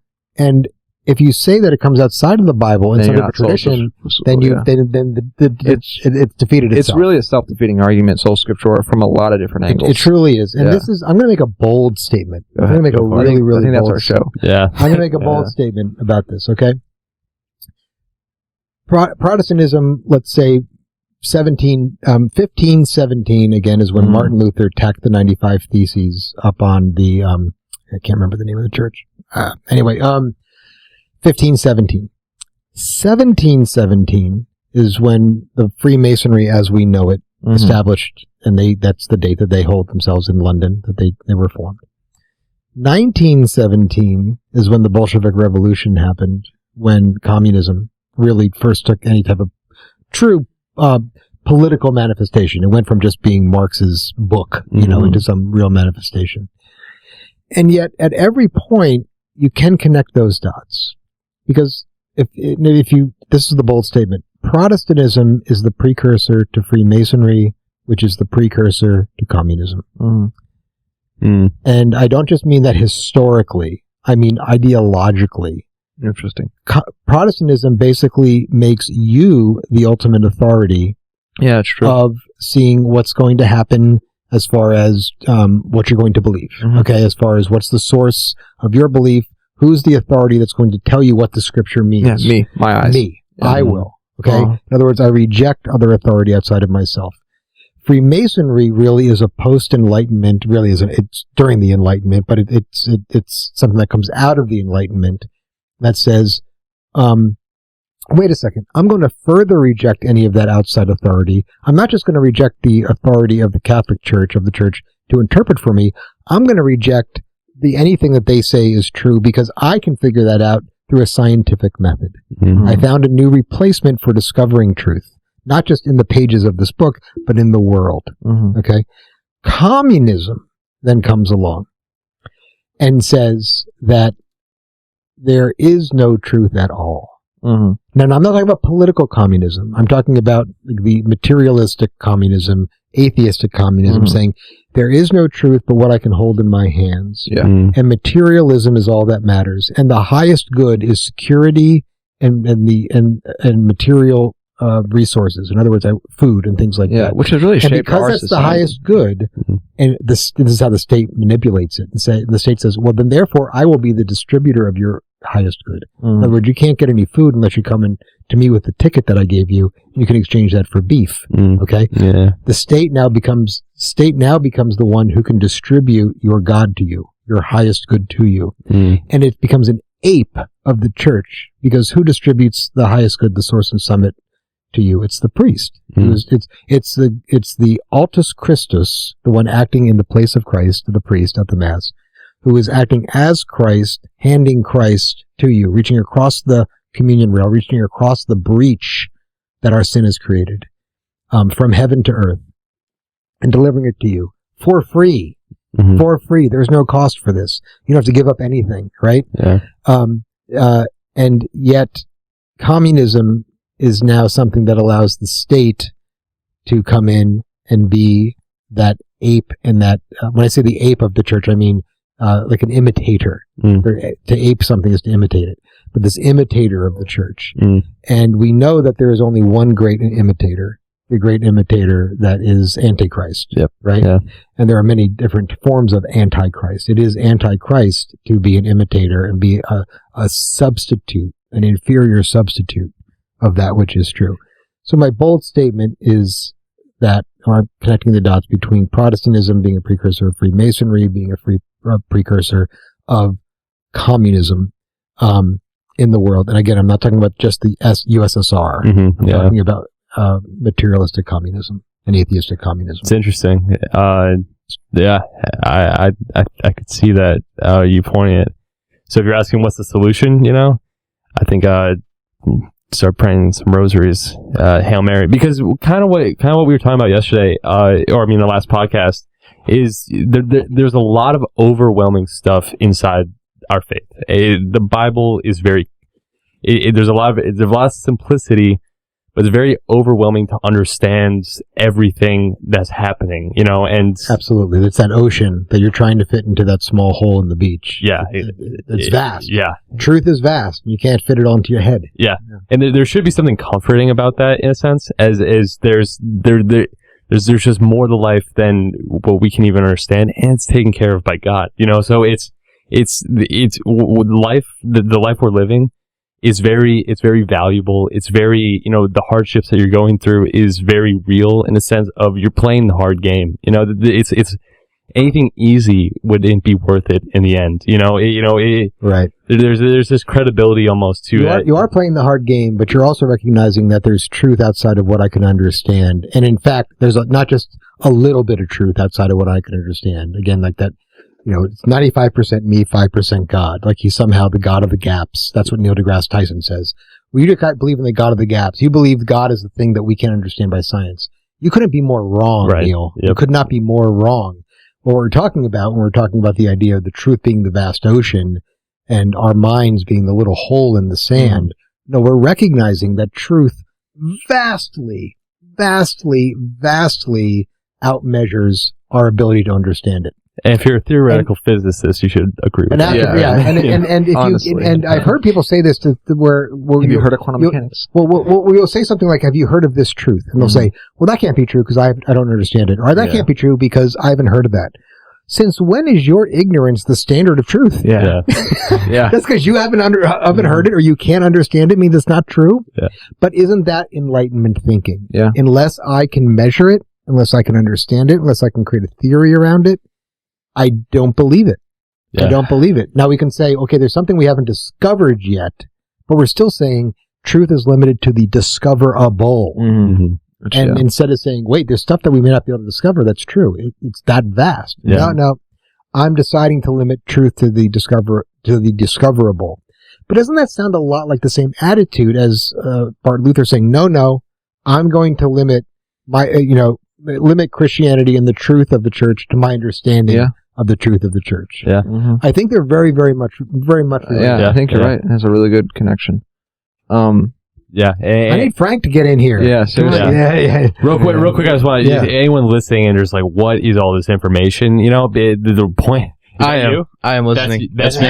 That's me. You're just like, what's going on right now? Pretty much. This is what if you want to solve it. Just start praying the rosary and ask for wisdom. And this is kind of the beautiful part about God giving you this is that he's just outlined all of this for you, and he interact with him, ask for it from him, and you shall be given it. And that if he wills it. If he wills it, if he wills it, and I would start there with a relationship before you try to conquer the theologian mysteries of what the universe and the biblical, history is and all that. As someone who tried to do it backwards, I cannot agree with you more. Mm-hmm. That's so true. Someone who tried to go at it from an intellectual point first to try to get to the spiritual faith to understanding to belief. It's much, much easier to get to understanding through faith, believe it or not, because your understanding supersedes what you can possibly comprehend. I know that sounds crazy, but it's a truth. Yeah. Well, what's really interesting is, I can just to this point, is that repentance in Hebrew actually means the changing of your mind. It's not necessarily like I denounce sin, but it's in French actually. Oh, French. Okay. Repense. Gotcha. Penser means to think, and Gotcha. repenser means to rethink. Yes. Think again. So what I'm trying to say is that and I think to you guys' point, in order to really be able to understand anything about this world in a true sense, you really have to get into the Christian perspective, because if without that, like, none of this is going to make sense. Like, none of just reality is really going to make sense, and you wonder why everybody's so confused all the time, and life doesn't make any sense, and we just live to die, and it's so depressing and sad, and everyone asks that, by the way. There's really, even the people who are, they live great lives, I think it's just like a known thing is that they... Part of the human condition. Yeah. Still, that's something 100% of us are going through, which is just another interesting thing, Yeah, which I think is really, really interesting. I think it's really, I guess, funny from the Christian perspective, because it's like, hey man, we all know. Like, it's really obvious, and once it's not even like it's completely blind faith that gets us there. I mean, it is to an extent that, Jesus, because it's the grace, we have the faith in him first. But a lot of it's also, from a St. Thomas Aquinas perspective, the rationality, you can just look at what Christianity is really teaching. And if you're really indoctrinated in that mindset, not like brainwash indoctrinated, but really like understand what's going on, have a deep, you're swimming deeply in the ocean of it. Yes, you go, oh my God, this all makes a lot of sense. And not even like, oh, this is the alien. Like, you're not like sociology, like crazy. It's more just like, no, it really makes sense that the reason we're here is because of this, and the reason we need to get here is because of this, and the reason we suffer is because of this, and it's not, and like God is all love, and suffering actually is a way to improve yourself, and it's a lot of stuff that, like, once it all starts to click into place, it's like, this has to be true, and I couldn't accept anything else because that just doesn't make sense as much as this makes sense. Yeah. It is true. It actually makes sense. And someone said, wait a second, none of it makes sense. So how can you possibly say it makes sense? It's through the eyes of faith. Oh, so I have to believe blindly. No. But I invite you, because what you're doing is you're on the beach trying to understand what I'm saying. And I'm saying, until you swim deeply into the chasms of this ocean, you won't be able to understand. But I'm on the shore. Why should I swim in there? Because I can understand. Because you're not swimming deeply.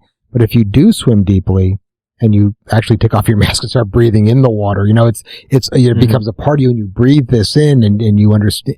And you're, again, not brainwashing, but it infiltrates your entire being to where it all makes sense.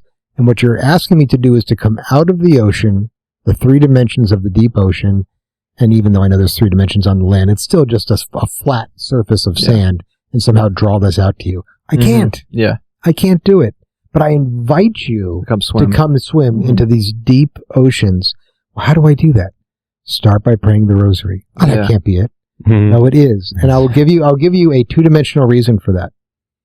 Our Blessed Mother, came to St. Dominic and gave this to him and said, pray my Psalter and teach my children to pray my Psalter. In other words, teach my children to pray the rosary. She came at Fatima. She came time and time again and said, pray the rosary. I'm giving this a special efficacy. Like, well, what is this? How is this special? It's just a bunch of beads and everything. Okay, you're asking again the beach question. Yeah. Come swim. Come swim. In other words, do it. Commit to doing it. And I recommend, I challenge anybody listening who says, I still don't get it. I challenge you to do this.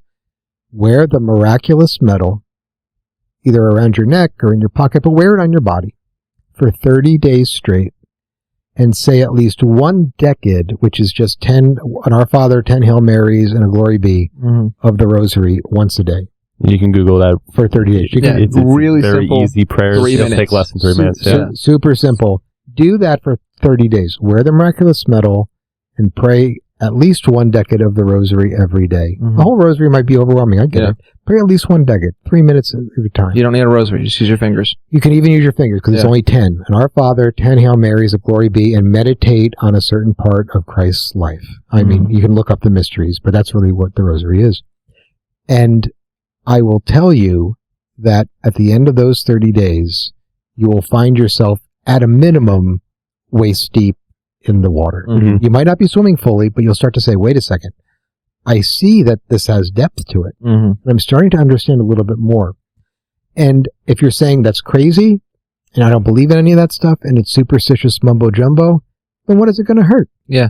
What's it going to hurt to do it? Especially I challenge you. I challenge you to do that. Especially if you're looking for answers, if you're looking for understanding, and you really want to grow. You know, there's a lot of people out there. There's a lot of different communities out there that focus on, growing spiritually, and finding understanding to life and being a better person, finding inner peace. And I've been there. Me too. Me too. That's why the self-help industry is always is. Read all the books. So if that's you and if you're looking for that meaning, this 3-minute exercise is a great way to get started, and you'll find yourself going down this path of growth that you've never thought you'd go to, and it does lead to this inner the peace that a lot of people are looking for. And so if we were to loop back and we were to talk about what's going on in the country, and we're like, what in a society that we don't understand, if we could start exercising just this little moment of our time to just try to look for an answer that is in this prayer, and it would save the world. I was going to say, I honestly believe the Rosary can save the world. Yeah.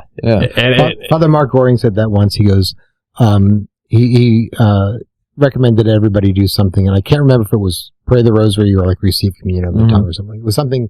It was a simple act. Yeah, I think it was receiving communion on the tongue. Yeah, it was a simple act, and he said, you might be saying, well, Father Mark, do you really believe that simple act of faith can change the world? He goes, yes, I do.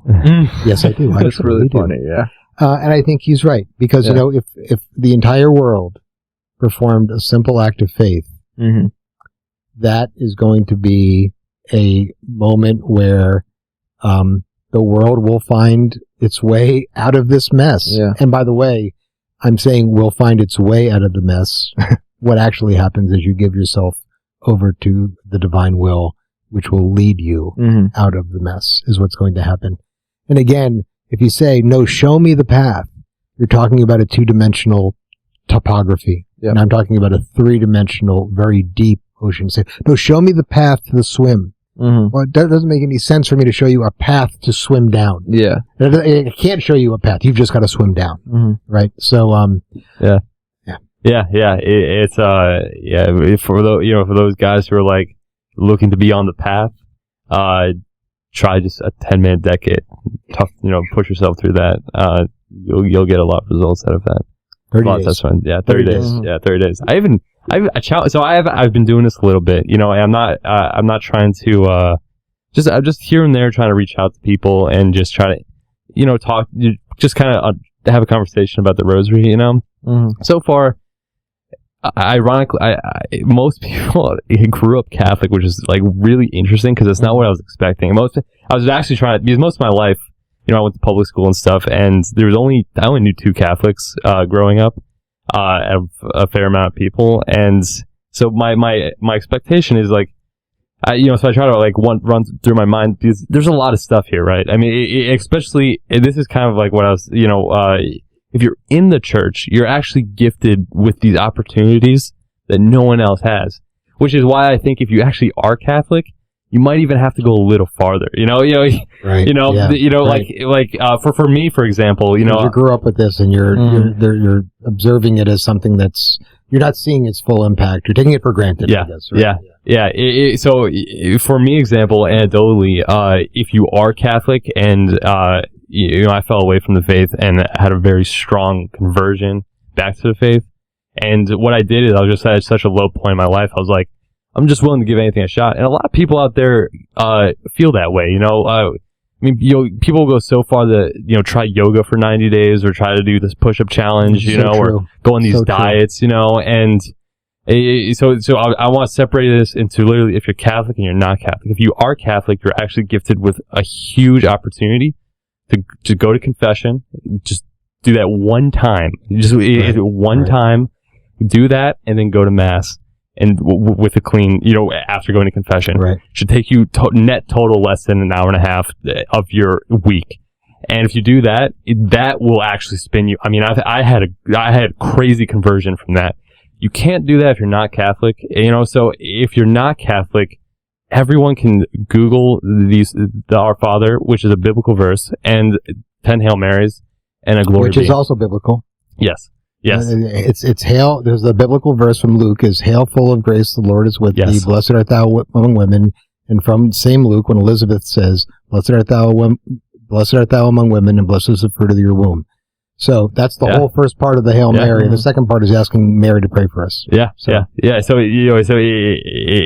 very biblically tied, and it's very simple, and the beautiful part that it comes in, if you're looking for the why, this is what I've also thought about, there's some people like me who are just like, I just want the action, man. Like, I don't need to understand the full thing. Just tell me what to do. What do I have to do, The mind of a man. Maybe. I think there are people that said that, and they say that places like a lot of men that convert to Orthodoxy these days is because they're looking for a clear answer on what to do. And this is where the church men have failed the Catholic faithful, because that should be the same for the Catholic Church. There's a lot of confusion out now. And a lot of people that say, well, do you want to convert to the Catholic Church?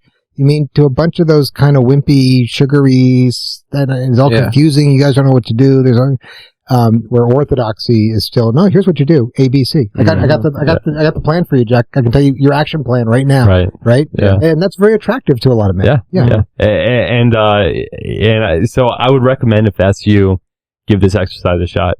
Now, there's some people that are, I think, a lot more intellectually gifted, and they have to, I think a lot of people at this table are like that, where it actually helps them a lot to understand what's happening in the Old Testament, what's St. Aquinas' theology, St. Augustine, how is this all really functioning? Because, you can actually connect different things. I think there's 2 different approaches. And then I think, like what you were saying, is that even if that is you, give this a shot too, and that's for sure. So I think practicing this a very simple exercise of saying Our Father, 10 Hail Marys, and a Glory Be will get you very far in your life, especially if you're struggling. And there's a lot of graces that you'll find in there. There's a lot of, it's just worth a shot. It's very valuable. Oh, yeah. It's probably the most important thing you could ever do in your life. Yeah. It's just I think so. try to pray. Yeah. And we'll put a link, actually, in the description to a site that very easily explains how to pray the rosary. I think we should do that. We can do that. We can also just put the Our Father, Hail Mary, and Glory be in the That's what I did. I posted it on Twitter. I just put on Hail Mary, and I was we'll put that, and we'll also explain the mysteries and stuff like that for anybody who wants to know how to do that's a good idea. Do the beads, and because it can look confusing. Yep. I think that's exactly right. And here's what I recommend, too, and it's a little bit of a teaser. I think we need to start talking about specific things that are on the horizon. And that could be the next show. I especially want to talk about the warning. Yes. I think we've kind of if anybody's still listening to us and they like what they hear, I think it's time to talk about what Sister Ann and a lot of people have been showing us in the messages, the approved messages of the church about what's going to be happening very soon that's going to bring us into that deep ocean. It's going to throw us into the ocean. Yeah. And it's for our own good because Christ wants to make sure that we are either choosing him or not choosing him with eyes wide open. Yeah. But if you don't know that you're going to get thrown into the ocean and it all of a sudden just happens, it could literally cause you to have a heart attack. Yeah. So we want to make sure that we're warning everybody about this thing called the warning or the illumination of conscience.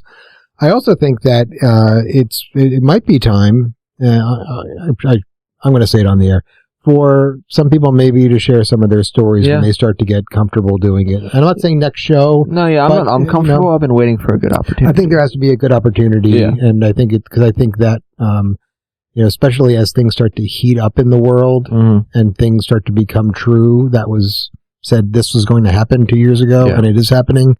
It's time for some people. You never know how your stories can touch other people. So to the extent that you're comfortable. I'm totally comfortable, and I've shared it with a lot of people. Yeah. I'm still going through it.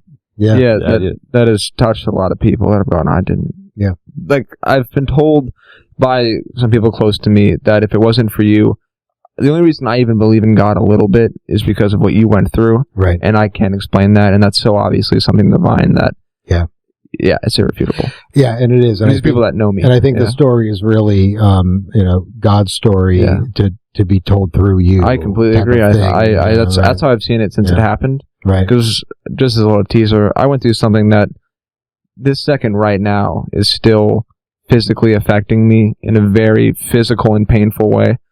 And I've always seen it since it happened a year ago, that this cross was given to me as a testimony to other people to go, this is real. Yeah. I know you know me, even if you don't. I mean, for the people that do know me, I know you know that, like, you've told me I'm a smart guy before. You've listened to me about all this other stuff. And you know that I'm not insane or schizophrenic or anything like that. And this happened to me, and this is where I am now because of what happened to me. And it's real. It's real. This is so real. I mean, on my birthday, this isn't the toot my own horn, I'm just trying to give a little story about it. On my birthday, I had two of my friends over, and it quickly divulged into me evangelizing for 4 hours, just because it went from like little personal anecdotes to this is why this is all so real that and it's just evidence and showing apparitions and the caves in Colombia and Eucharistic miracles and all stuff like that, and sharing my own experiences, that this is why this is so undeniably real. Because I think for a lot of people, the biggest part about Christianity, like the biggest problem with it, is like, if this is so real, where's all the evidence? And there is so much evidence that if you really looked at it, you wouldn't understand anything anymore. Like, I mean, from your current perspective, then you'd flip sides and you go, okay, I understand everything. Not everything, but you understand what you haven't been understanding forever. Your entire life. Lady Guadalupe. Our Lady of Guadalupe. That's a great place to start. That one's good too. I think a lot of people have heard of that one. And there's so many others that they haven't heard of that are real and there. And Father Calloway talks a lot too. I think one of the biggest ones that's just really easy because people go, yeah, that's not possible. I mean, Our Lady of Guadalupe is great, but I'm going to get what it's called wrong, but it's the caves in Colombia, the mural, quote unquote, because it's not painted, that showed up on the caves after a girl was resurrected. I mean, it is so. I mean, this is one of the things I showed to my two friends the other week, and and one of my friends, he's a lawyer type, likes to scrutinize a lot, and I mean, he's very not cynical but critical. Mm-hmm. So it's a lot of what about this? What about this? I'm like, no, yeah, read that right there. He's like, right. Oh my gosh, you're right. So this one's, even if you're super like, but somebody could fake it this way. It's like, no, because it can't happen that way. And right. Secular geologists have studied this for years and years and years, and their only explanation is there has to be something miraculous. Even happening. The miracle of Fatima, a lot of the witnesses were there to 75,000. They were there to say, I'm going to debunk all of these things that the messages. And a lot of them were Freemasons too, right? It was a Freemason controlled newspaper and a government at the time. And they walked away going, this is all real. Yeah. And I think it's time to talk about 75,000 people, by the way.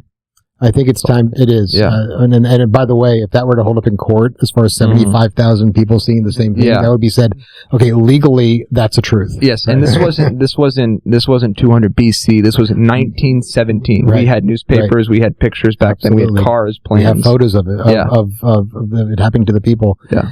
So I think we should do on the next cast, because right now it's, we've been going for a while. Mike, what is the count on that recording there? Does it say? It doesn't say. That's why we need Hannah. Yeah, I think we've gone for a couple hours. Yeah, we have. 2 to 3. Yeah. 2.5. Okay, so it's time to wrap this one up. But we are going to get, I think, more into, and not every show will be about this. We'll let it still be organic. But I think we're going to also prepare some of the messages, some of the apparitions, some of the things that maybe you haven't heard of. Maybe you've never heard of Our Lady of Fatima. Maybe you've never heard of the Miracle of Fatima. Maybe you've never heard of Our Lady of Guadalupe. And we'll try to highlight and showcase some of those, along with some of our own experiences to the extent that people want to share them. And then, just some of the family, too. I mean, there's stuff that's happened to some of our relatives that has been medically looked at as it, not just like, hey, this happened to me and Jesus appeared to me while I was sleeping or something like that. That medical secular professionals have looked at and gone, this is absolutely impossible. Yeah. So we have some well-documented stuff on a lot of this. But go ahead, sorry. Yeah, no, so stay tuned.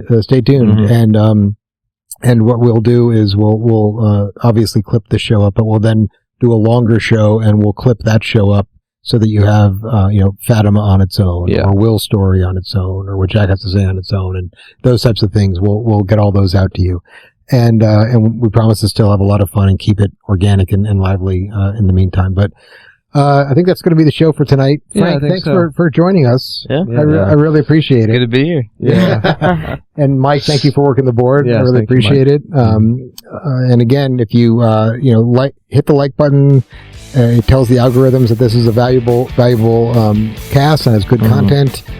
Subscribe so that you know when these next shows are coming up, and share with your friends. Share with your friends. Please. Share with your family. Yeah, get them all here. We'll all have a party. Yeah, okay? I'd also like to say we get usually at least 100 views on each one of our individual podcasts, and we only have 32 subscribers. So a lot of you guys that are listening are not subscribed. So just please hit the subscribe button. Yeah, helps us out a ton. Absolutely. Yeah.